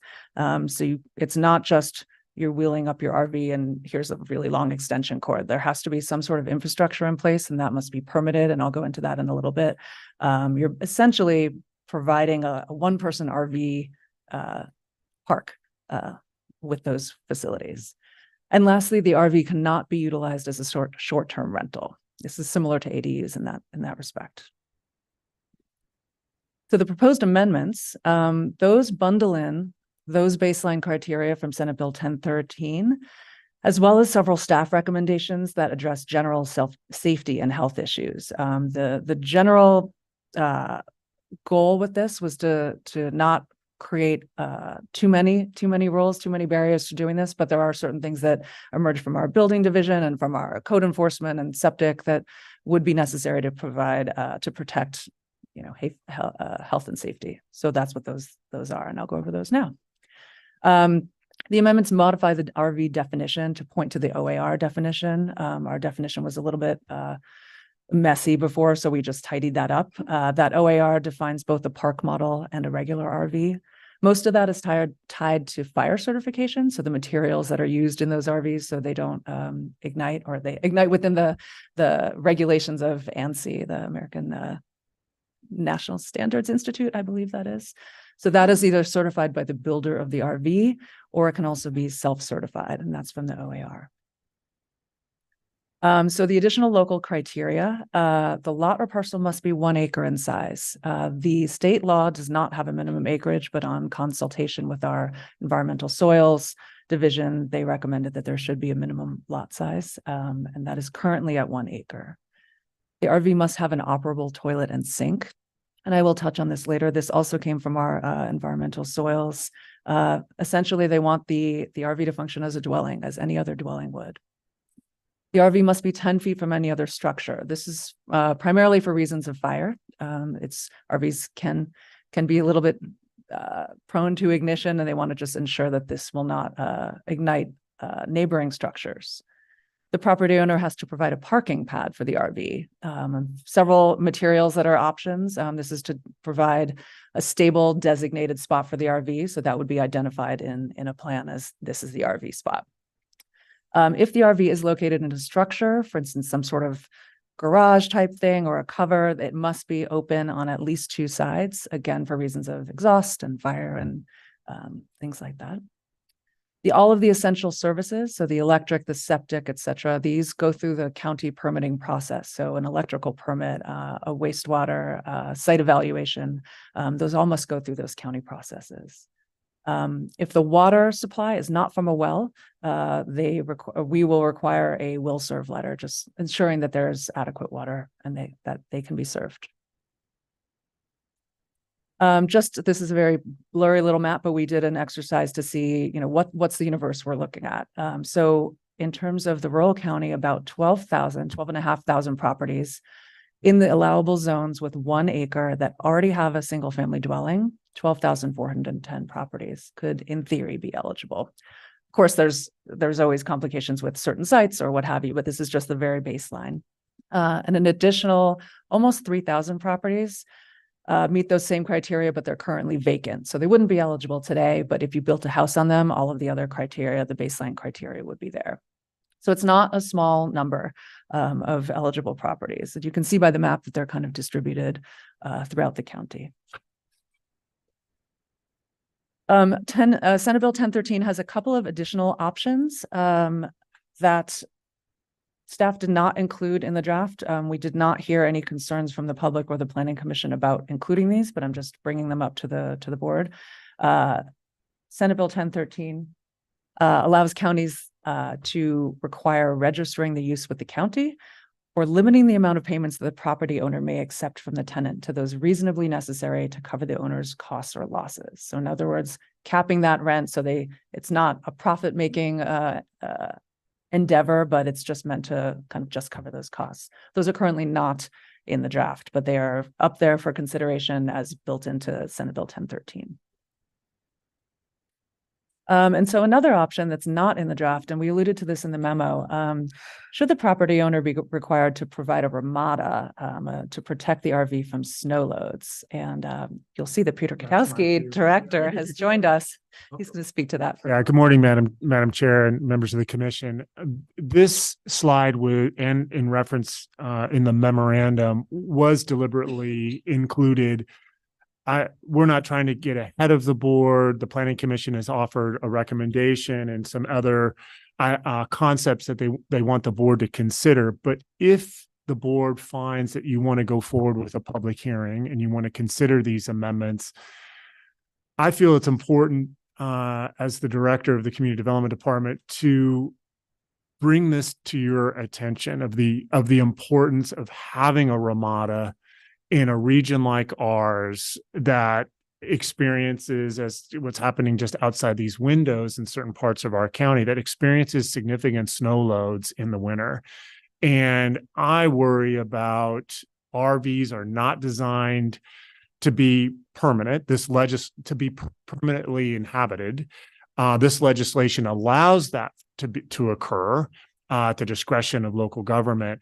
But I'm just mindful that without a ramada, with this legislation recognizing that RVs can be, available for rent full time, I worry about the implications of RVs of different shapes and sizes with different levels of integrity. I support this going into the conversation. I'm just letting you know, one commissioner, I think if we're going to take this farther, I support this being included in the conversation. So I'm just letting you know. Don't need to dance around it too much there. I'm not opposed to it. I'm not Peter. Yep. Understood. One of those issues where the director has to come up and lean on, want to be mindful of the board's discretion. And at the same time, yes, thank you, Commissioner DeBonne, for offering those remarks. It's a significant responsibility. Peter, I worry about ice dams. For 2 weeks, my husband was so worried about ice dams. We had ice dams a couple of years ago. Remember when we had the 5 feet of snow that didn't melt? So, that's a house. Yeah. So what do you think these are going to do? Well, an RV doesn't have a pointed roof like a house. So, I mean, we should have your goal would be to prevent ice dams on a ramada. I think if your concern is ice dams, I do want to ask. So, other people have described to us, and I have no understanding of this. Different classes of RVs that are, and maybe that gets to the park model or other types of RVs, but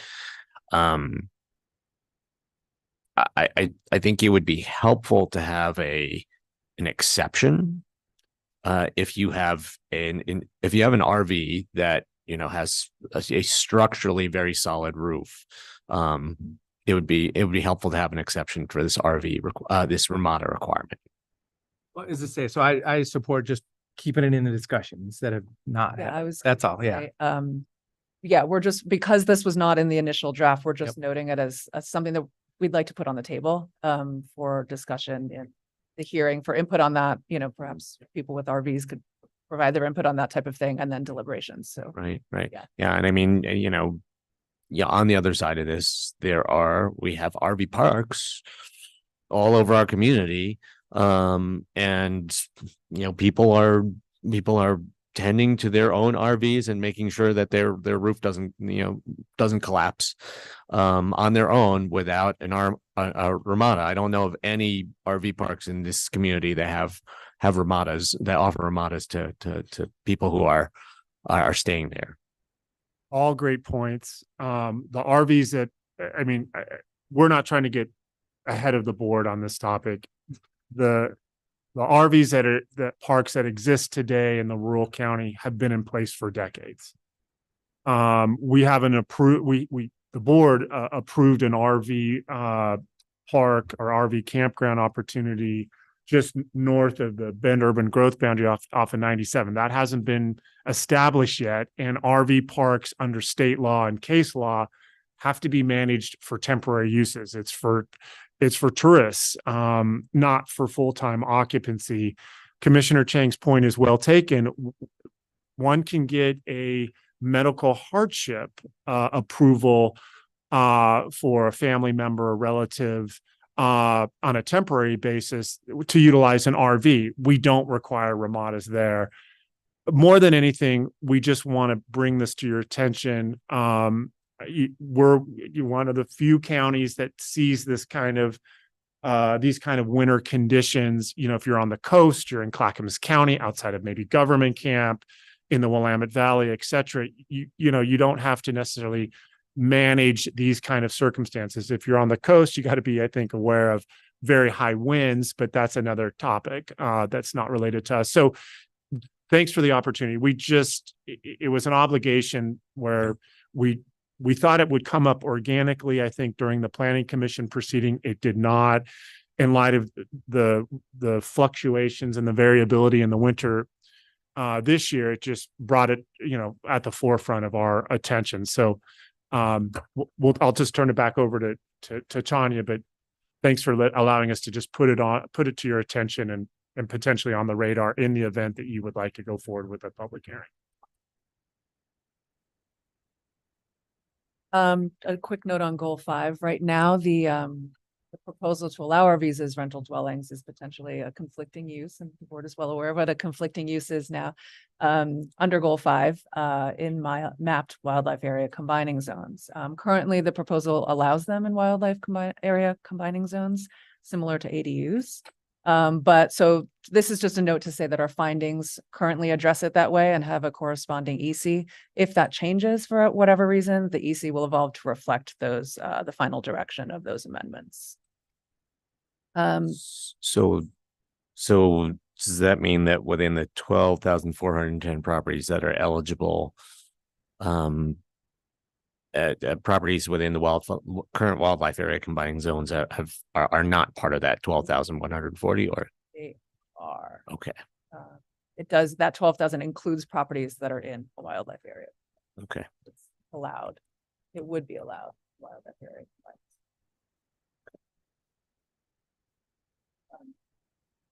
So moving on to a summary of the Planning Commission process. The Planning Commission held a public hearing that started on November 9th, and it was continued to December 12th, and the written record closed on December 28th. They received about 36 written comments, some of which were from the same person, so a little less total number of individuals, plus 23 people participated in the public hearings. The dominant themes from public testimony in favor, the big one that just fairly apparent is it provides additional housing options, potentially more affordable than renting a regular single family dwelling or even an ADU. It could allow some people who are kind of on the edge of having to move out of the county, who maybe they wouldn't need to if they could have this lower cost housing option elsewhere. People mentioned maybe living in these types of dwellings while saving up for a different future house, that type of thing. So that was the dominant theme in favor. It's also a potential financial opportunity for the property owner. They would get rental income. And a chance for the illegal RV dwellings, we do know they're out there, to come into compliance. The dominant themes in opposition, concerns about enforcement. This was very widely repeated. Enforcement about all of the things, about septic, trash, noise, additional vehicles, animals. So Tanya, you didn't actually split the numbers up. Written testimony was 12 for, 24 against. You didn't do that. No, I did not, because a lot of the people had certain, it's not an accurate measure to say, you know, there were four and four against, because a lot of people just had general comments. Informally, I would say it was probably about half and half in terms of for and against. And that's a very, very light thing. There is definitely a lot of people comment more than once. Some people have some thoughts, you know, I hate this, but if you're going to do it this way, you know, that type of thing. So it was a pretty interesting mix. It was really, really helpful testimony. I think the Planning Commission agreed. People provided a lot of details about why they liked it, why they didn't. Certain things they said they don't need regulations on, for instance, screening. They said, yeah, there's not really a need for that. So it was really helpful. I went into a little bit more detail in the memo about some of the comments. Right. I've got the comments. I just wondered if there were numbers. Yeah, no, it's giving numbers is tricky because it's not a vote. It's not a referendum, but I can definitely say that it was about half and half. Okay. But the net result was the Planning Commission voted against it. Correct. And what was that vote? That was a 4-3 vote. Okay. So I did read that 4-3. I just wasn't sure if that was the main ending vote. Yes. And I'll get to that in one moment. So just in terms of the opposition themes, enforcement was just, as I noted, a huge issue. People noted that there's already a backlog in the code enforcement department. And this would further reduce the ability for code enforcement for all of those things. People were very concerned about that. People were concerned about adverse effects on property values, on rural character and community. They didn't like the idea of additional density being in the rural community. Concerns about traffic, wildfire, and wildlife. And all of that comes with, you know, the additional population potentially. We spoke to some fire marshals. So Senate Bill 1013 does not build any fire protection into the law. This is a big difference from the ADUs, which obviously, as we all know, have extensive language concerning wildfire and hazard zones and all of that. This has none of that. So the fire marshals, you know, they had a variety of opinions, but everybody pretty much agreed that something needs to be written in about fire protection. In terms specifically about access for equipment, addressing, being able to find these properties because it's a kind of a splinter of another address, perhaps having some sort of defensible space radius. So if this proceeded to a hearing, we would go back to those fire departments, fire marshals, and get additional specific recommendations for fire protection. From community development, we had a few thoughts. They felt strongly that RVs should include the facilities for living, sleeping, eating, cooking, and sanitation, just like any other dwelling. People are ostensibly living there, you know, basically permanently.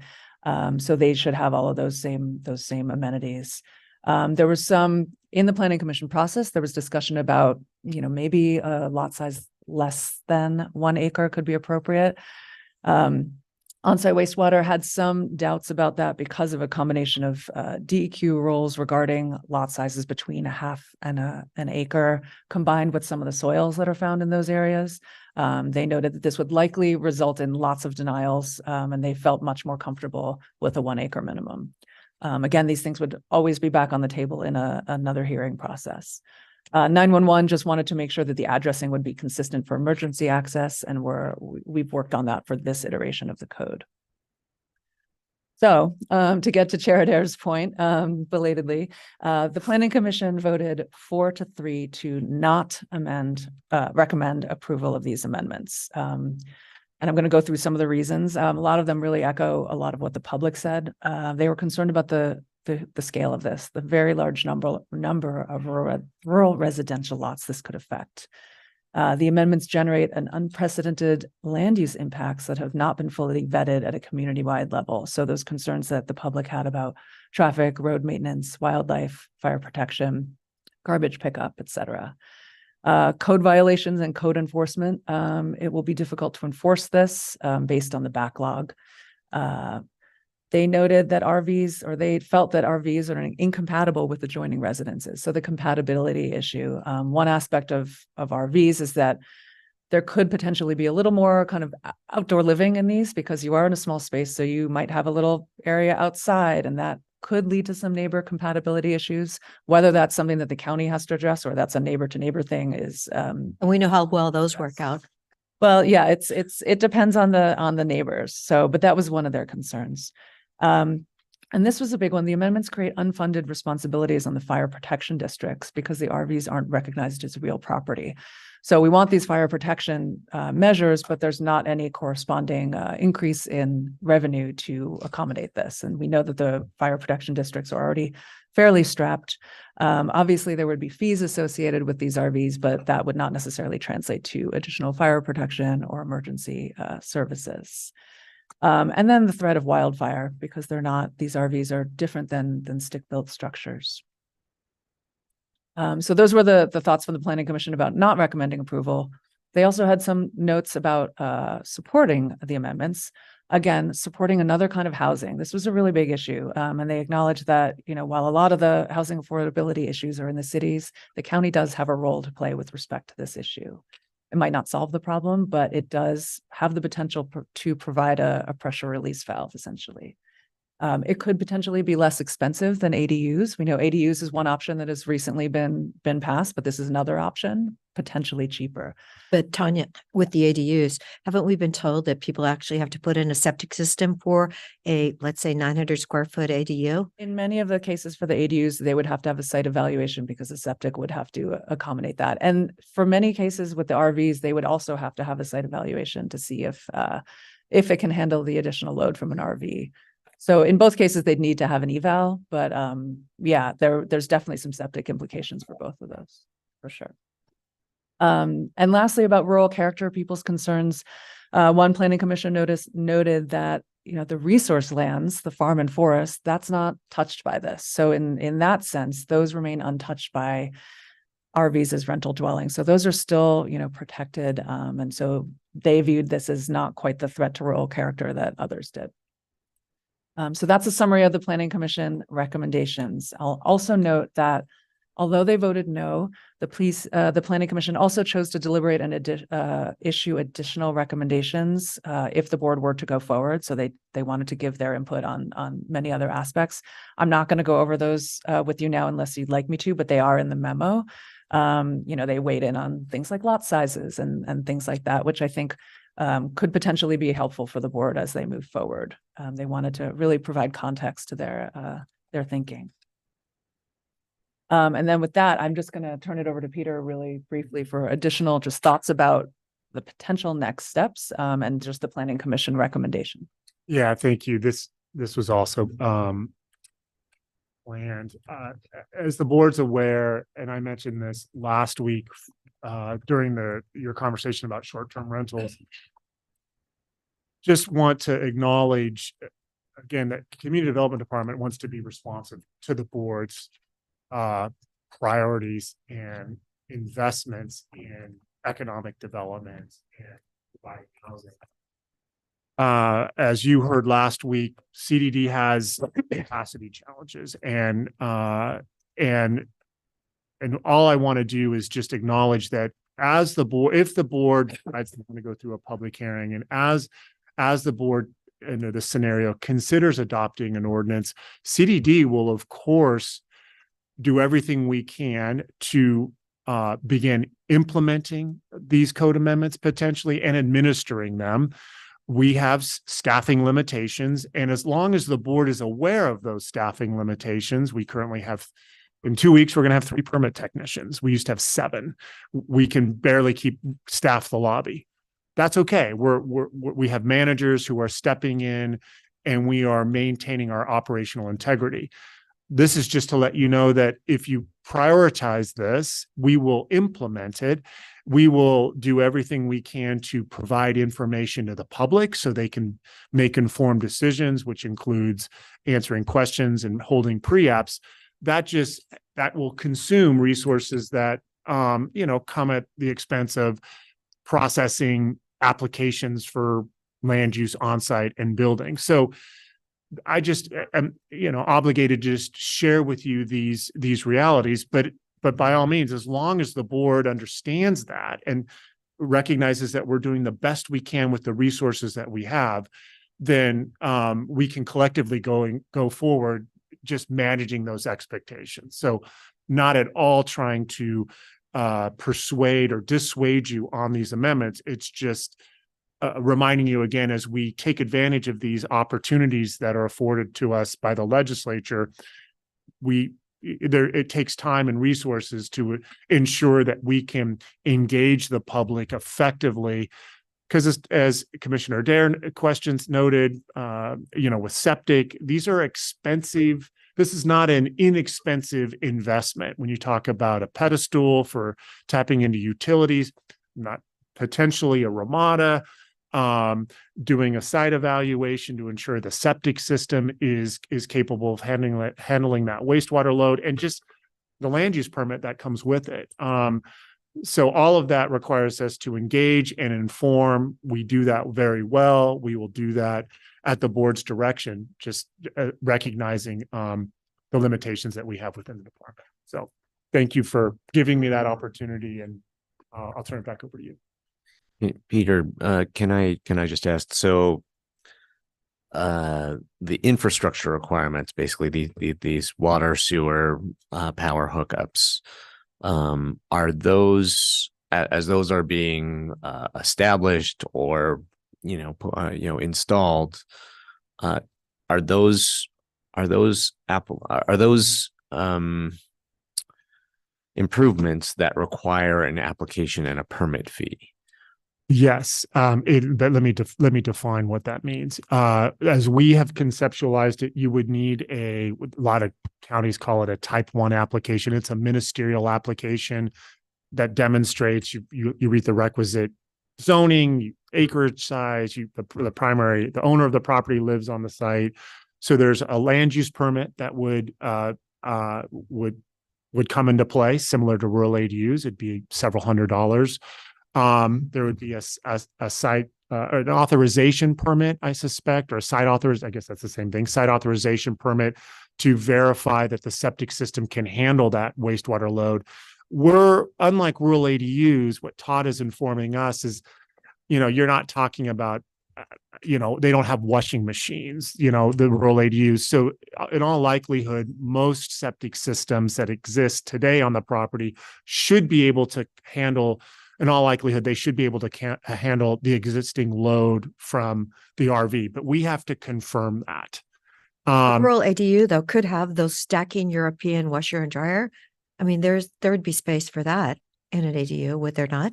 I'm not sure. I mean, look how teeny they are. It's possible. I mean, that's something that we're going to have to confirm we're going to have to ensure that the septic system is designed in relationship to the RV that's being contemplated. So if there's some modern upscale RV that has these amenities, we want to make sure the septic system can handle it. So the third piece is, there are plenty of 900 square foot houses in Bend that have a washer and dryer in them. I'm just acknowledging that RVs, a lot of RV don't. And so the wastewater stream wouldn't impact the on-site wastewater system in the way that our rural ADUs would. Got it. Okay. So there's a land use, there's on-site review, and then the pedestal for utilities, for electricity, that's something that would be required for with a building permit, for an electrical permit. And then, and I acknowledge it, a Ramada would require a building permit. So that would be snow load rated permitted structure opposed to an ag structure is what I think of. So there are costs associated with that. That comes back to will require the community development department, because it touches all divisions, just like rural ADUs, to ensure that we get this information out to the community, that we update Acela with new software, so interested parties can upload their submittals and we can route it through our department. So there's costs that are born with administering programs that have this level of interface with our various divisions. And I'll also just piggyback on that real quick. That the way we're envisioning this permitting is obviously, so with the code, some parts pertain to the actual property. So you're building in your electric, you're building your parking pad, all of that. And then there's a few requirements, excuse me, that pertain to the RV itself. So verifying that there's a working toilet and sink. So we're envisioning this as sort of a two-phased process. And so whenever the RV turns over, those things would have to be verified by staff that's a legitimate RV, it has a title, et cetera. So there's kind of two facets of that would be administered by the county. Chair, I think one of the things that would be helpful if the board decides to move forward is almost have a matrix of, so what is required of a medical hardship RV? Because the department already allows these all over the county, but this is going further. And then what, in addition to a medical hardship, because I know well, as do you, that they last for years. And then what, in addition, is being required of these, and then what additional burden is on the department? Because I'm not recalling is it the medical hardships that can last for years? And they don't leave either. That's what I always hear. No, they don't. I they mean, don't leave. or they don't for a decade, something like that. So, and you can have every one of these properties right now walk in the door tomorrow and say, we'd like a medical hardship and not do this. I mean, it would be interesting information, because I hear the demands on the department. I hear all these requirements. I hear all this stuff, but isn't that already all required today or a lot of it by the medical hardship? I think it's a great suggestion. We can differentiate the regulations that stipulate medical hardships, as you've articulated, and then how that interfaces with Senate Bill 1013. So we're happy to do that. Is medical hardship family members only? Correct. And family members, relatives, right? Yeah, it is. But there's so many, because it can just still be an RV. But are we going? But I mean, that's just, for me as a property owner, thinking, okay, if parent or somebody associated with our families out there is a lot different than somebody that's just a renter that is renting a spot. And again, we can differentiate that, an RV park that is, we have to that family member often is probably utilizing the house. Yeah, that's exactly the conclusion I was coming to. Yep. This is a rental opportunity. And so That's it. When you start peeling it that way, and it's Senate Bill 1013, Nick's not, of course, incorrect that medical hardships can exist for years. But Senate Bill 1013 is explicitly calling out that these can be used full-time, permanently. And that's where, in coordination with legal counsel, that's where the Ramada piece came in. And I think, again, the board I think will likely have discretion if you decide to have a hearing and you're weighing the considerations of something like a Ramada. It's just, we need to bring it to your attention and if nothing else, have an informed discussion that leads potentially to some new programmatic elements in our zoning code. Yes. So next steps. And normally, this is a little bit different from our usual process. Usually, it would be a work session and a hearing the next week, but given the planning commission's recommendation, we didn't want to get in front of the board. So we wanted, this is the check-in. The options are to conduct a public hearing, and we'll set a date for that, to postpone it, withdraw the text amendment, or some other option. So I can kind of wrap up with a vision here. We did do accessory dwelling units, and we ended up 5-acre minimums in southern Deschutes County, and choices around the county. So that may be the starting point for like where these could qualify for. Septic is the big capital, that'll be the big commitment. If we're going to do it and we're going to put in a septic, that's a big commitment. I do support Ramada for the permanency of this, snow load, winds, just the longevity of an RV. So I do kind of conclude that there's an opportunity to have a discussion. I don't know if we want to dive into it real fast or, learn about the difference between this and medical hardship for RV. That's a great suggestion. I'm not at the withdraw the text amendment phase. So just trying for my fellow commissioners. I think this authorization, that the authorization that comes with this piece of legislation is a really important opportunity to address critical housing needs in our community. So I'd be in favor of moving forward with a public hearing to further explore this opportunity and not either withdrawing or postponing. Well, now that we've learned from DEQ that even 5 acres in South County probably isn't a good idea. And the fact that someone had 8 acres and didn't build their house to their capacity, and yet we're told they have to put in a new septic system, and yet the septic systems available are only 70% effective currently that we have. I feel like I could wait a while to have this come back. I would definitely like to know how many medical hardships we have. And I just for a perspective, and when I drive around, I see a lot of parked vehicles because I'm usually driving in the country, and if the road isn't a sheet of ice, I try and pay attention to what's out there besides the road. So I realize we have a housing issue, but I'm not quite sure this is going to address it. And honestly, I just can't imagine reading Todd Cleveland between the lines that they're going to be able to hook into the system that's existing there, because we're still talking, if 2 people live in the RV, that's a lot of water. That's something that we could certainly, if the board did proceed with the hearing, get Todd in here to you can get it from the horse's mouth, as it were. He explains how the loads are more concentrated, but there's less of it, et cetera, et cetera. So he could certainly speak to that. So then I would propose that we bring this back, not a hard decision today in any direction, but learn about the Ramada also. I'm thinking a simple pole structure, snow load rated, either with sides or maybe with 0 sides or 2 sides. Is there a tax assessed value associated with that is the question. So that'll be interesting for the assessor to be able to say, oh yeah, well, because it makes sense. If we have an unfunded fire district, load, that's one thing. But if there's value to a Ramada, that's another thing right there. I will note to that point that before the Ramada discussion came in, we did check in with the assessor about general tax value. And, obviously the RV itself wouldn't bump anything up because it's real property. But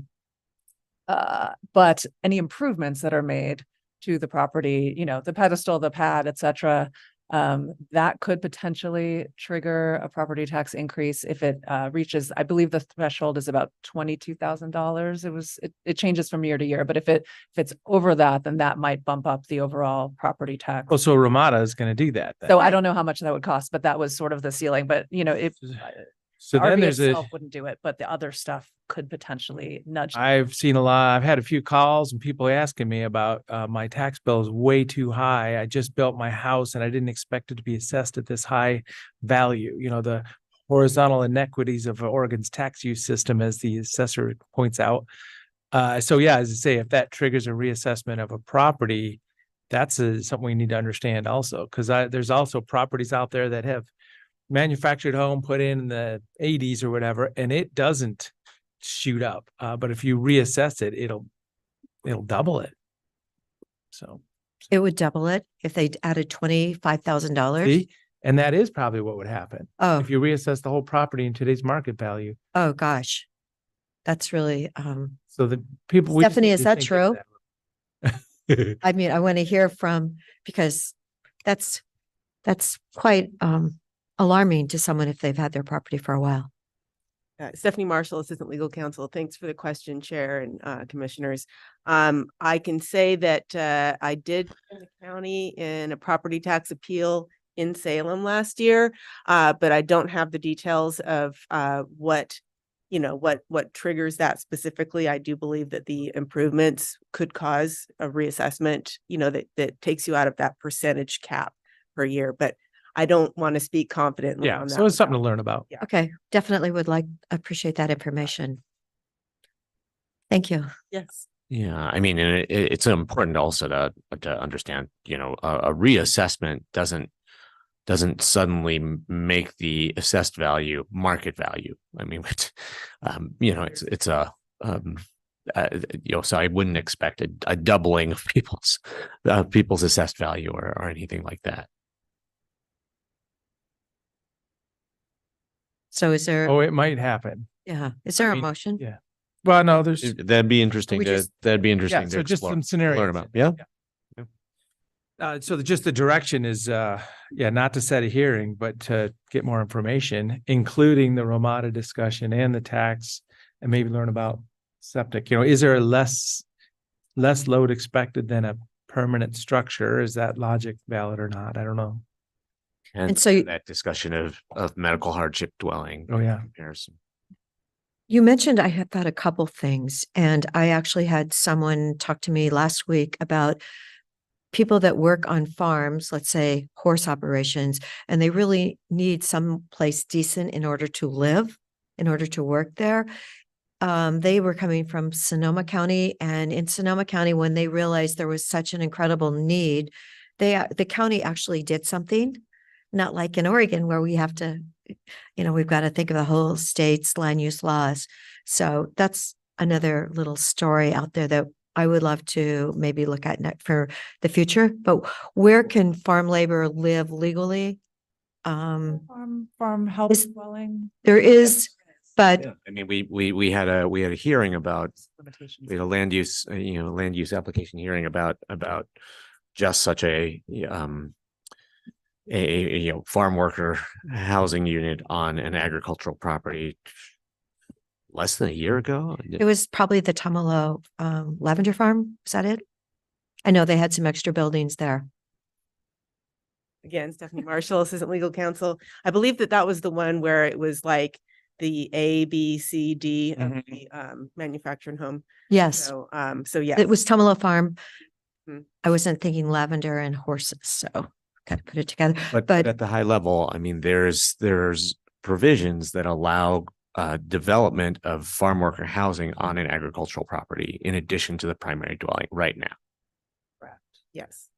And this proposal or this potential tax amendment is entirely separate because it's not on resource lands. Right. It's not. Of course, yeah. But, She referring to a different topic again. Yes, of But, course I you did know, it again. I think it was an F2 though. That's the big. It's entirely plausible that somebody could set up an RV dwelling on a rural residential property, and that person could work on the farm that's half-mile away.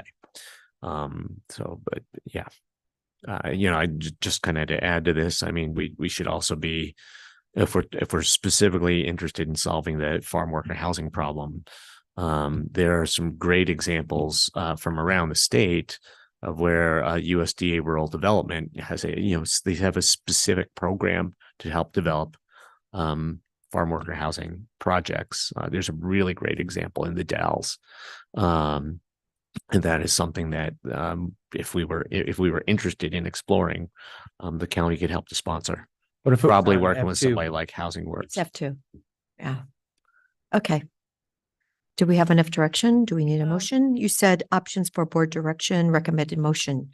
Do we actually want a motion? You heard, we said we're postponing, we're bringing back more information before we make Yeah, that so it's my determination. understanding that staff will come back kind of another work session essentially. We'll provide you a memo. We'll get input on tax implications, including the Ramada and just in general, medical hardship and septic stuff. And we'll hear from Todd.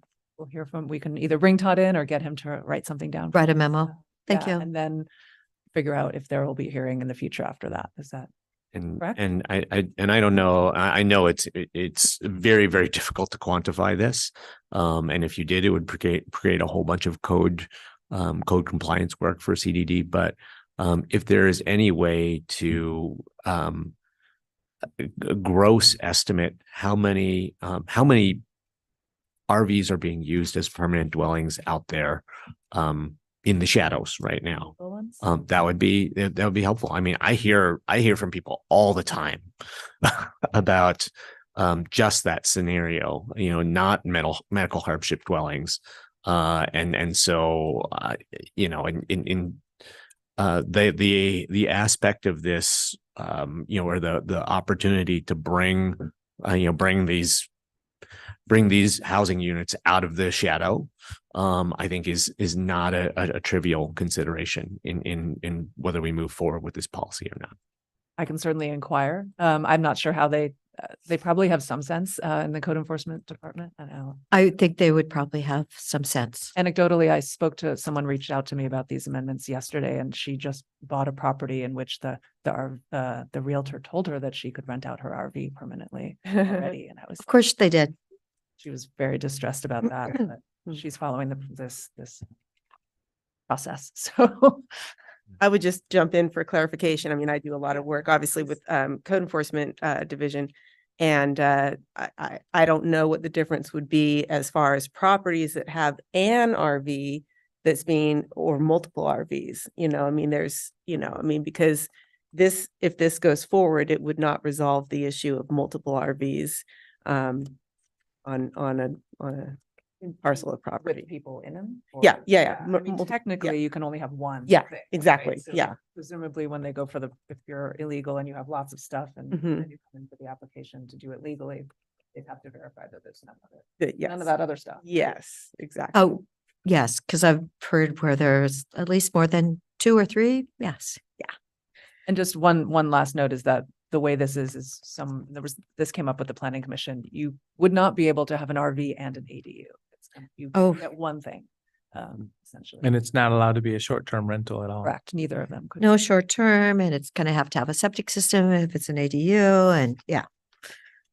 So yeah, I'll come back. Staff will come back with a memo delving into these things and then proceed with next steps. So It was so nice to see you today. Likewise.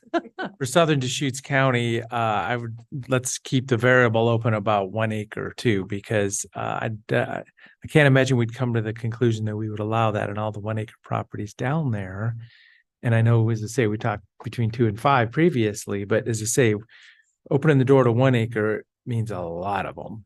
And the road system, there's all kinds of reasons that may not be the right scenario. And I'll note that the planning commission process it resolved itself before the DEQ letter. So the timing of those things didn't quite mesh. So that was not taken into account. Well, yeah. So then the The flip map side, would be, if you could do the map a little bit bigger for us, that would be nice. Which map is that? The map you had a little, the that eye possibility. chart you put in. Yeah, anyway, a little bigger might be nicer, Absolutely. Yeah. if possible.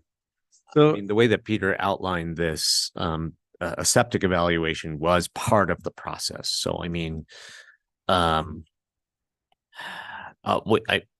we would want to save people time if they're not really going to be likely to be eligible. But I mean, maybe that would be something that would be helpful for, Todd to suss out for us. Are there going to be some properties that where it could work in South County and you kind of give people some, not hard and fast, but give them some, recommendations and guidance so that they can assess for themselves whether it's worth it to pursue this, to find out, or whether, that they can pretty much know that they're not going to, their septic system is not going to work for this, and they shouldn't spend a lot of effort. Well, there's also a scenario in there where maybe this is a authorized land use by the state of Oregon, accessory dwelling units, and RV is a second occupancy, second property, where maybe that's an incentive for a community to work together and jump to a sewer system in Southern Deschutes County. We are talking about jumping, aren't we, a lot today? Well, because, I mean, it's a catch-22 with no incentive. Right. You want me to do what in my neighborhood and how much is it going to cost? But if there's an opportunity to, add some other activity, maybe there's value there. Yes, definitely. Thank you. Thank you, Tanya. Thanks for a great discussion. I appreciate it. I don't know if I'd qualify it that way.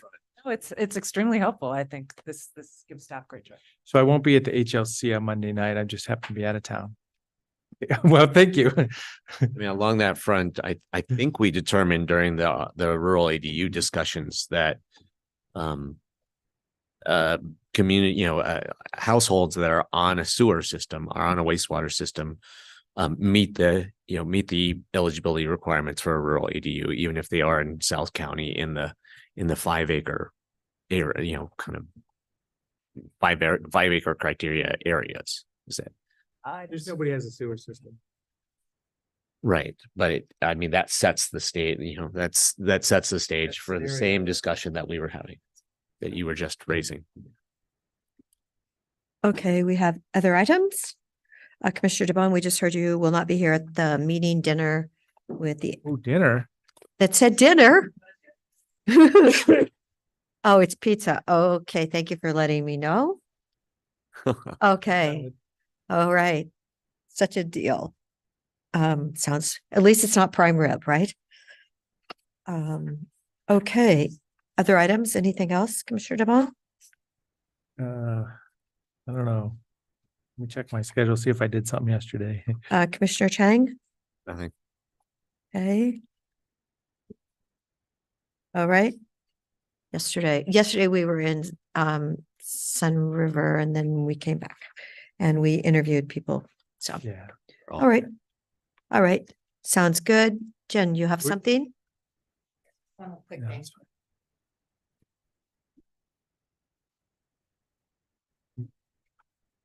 So just an update. So Zach Bass from the airport thanked us for our letter and he felt bad that, there was a little disconnect with the questions we were asking because he had that information and it just didn't close the loop with us when we were asked for that letter of support for the Connect Oregon project. So he called to apologize, but as I say, it wasn't a problem. We just didn't have some of the information as we were asked for the letter. Great. Jen Patterson, Strategic Initiatives Manager. On Monday, I came before you to discuss potential 2025 goals and objectives. There was 3 recommendations to check back with department heads. So the first page are the track changes of those recommendations. Second page is just a clean read of the same copy. The first one was under healthy people to include a bullet point that encompasses services for youth. And so health services provided the third bullet point down that starts with ensure children, youth, and families. I'm happy to read the whole thing if that's helpful. So I'm looking at the 3 items. I'm liking it already. So I think that, the bullet referring to the pandemic, that's is exactly what I was thinking. So apply lessons learned from pandemic response and community recovery. No, they got rid of. Yeah, community recovery and other emergency response events. So that helps because it's kind of in the rearview mirror or wherever it is now. And I did stand by one of our epidemiologists this morning getting my coffee. So it was very nice. And she's back to work, so that's great. Any other, Commissioner Chang? The new bullet about access to services for children, youth, and families. I really like that.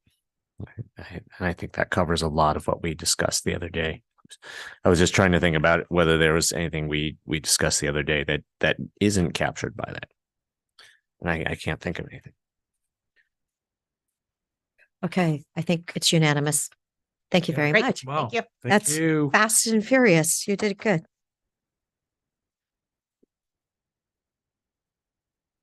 Anything else?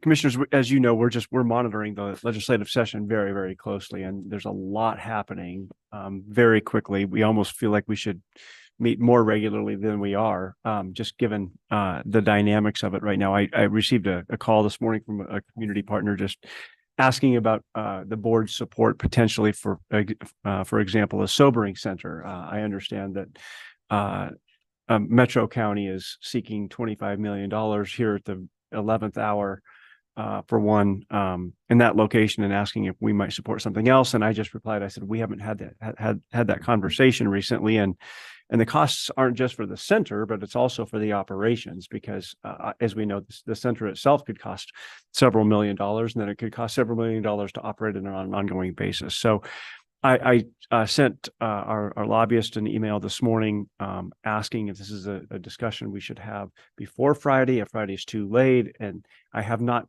heard back yet. So it may be premature to have that conversation. I expect that looking at the agenda, I think the Ways and Means Committee is deciding maybe a dozen to 15 bills this evening, and then I think then we move forward directly into end of session. Christmas tree bill and Well, so, yeah, so at this 11th hour, and it's probably happening fast and furious over there, I would support just being neutral on that, as in, if somebody's got some whiz bang idea and they want to, send resources for it, obviously, we're not going to be mature on how we would do it at this point in time. So, the official position could be, hey, fund what you want to fund, and then we'll figure out how we're going to be a partner after the fact. Well, but if the proposal is specifically for a sobering center in Multnomah County. Yeah, well, I'm there's thinking no- if there's they're no offering partner- us resources, yeah. Yeah, there's no partnership for us. I mean, if Yep. it's one of these Christmas tree bill type type requests, I mean, either we put our hand out now as well or not. I mean, I know I have heard the sheriff say a number of times how much he wished we could have a sobering center in Deschutes County as well as the stabilization center. There are a lot of questions about how much it costs to build that, what size it needs to be, who's going to operate it, not just how much it costs to operate it. I mean, it's one thing for the sheriff to say it would be great to have it. It's another thing to say he'll provide the staff to operate it, or whether he wants behavioral health to come up with the staff to operate it. So I mean, there are a lot of questions, but it is an identified need for our region. So I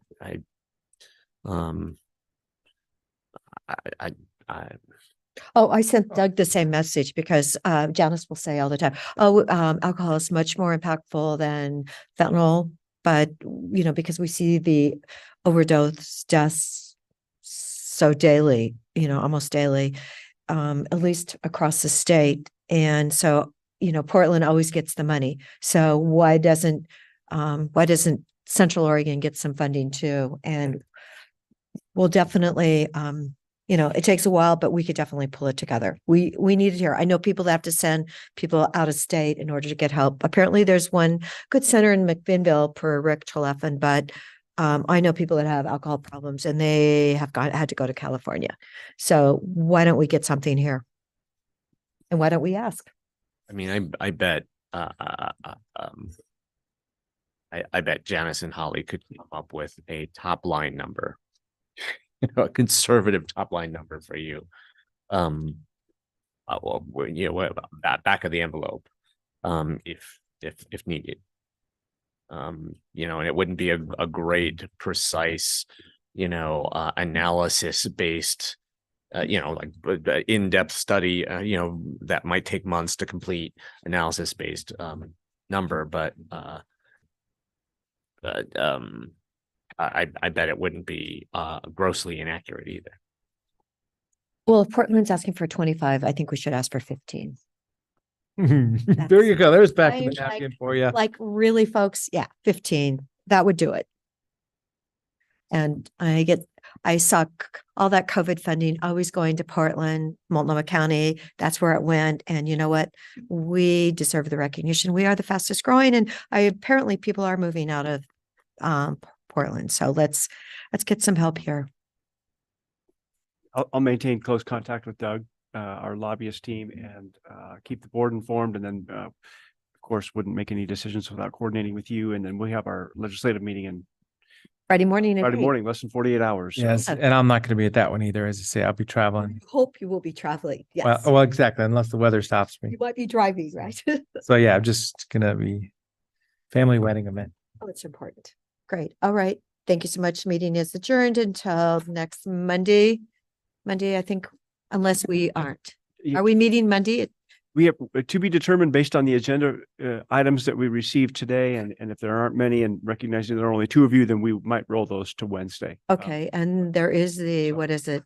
There's that ceremony at 11 in Sisters with the roundabout? Right. Okay. So if anything, if there is a meeting and two of you wish to meet, we could move it till just to make sure maybe 2:00, just so that you have adequate time to get back. Okay.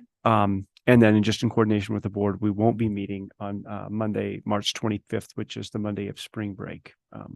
So we'll just plan to meet one day that week. Well, and then I think the next week is AOC after. Okay. On the and I first. probably, The 8th. no, the 11th, is that? Yeah. So we'll see what that looks like. So I'm Yes. just thinking, that's another Monday that we Yes. wouldn't have a meeting Okay. here then. Okay. The 11th, Okay. fabulous. And I'll probably go I mean, unless it's all canceled because it'll be the day after the session, or I don't know what's gonna happen yet.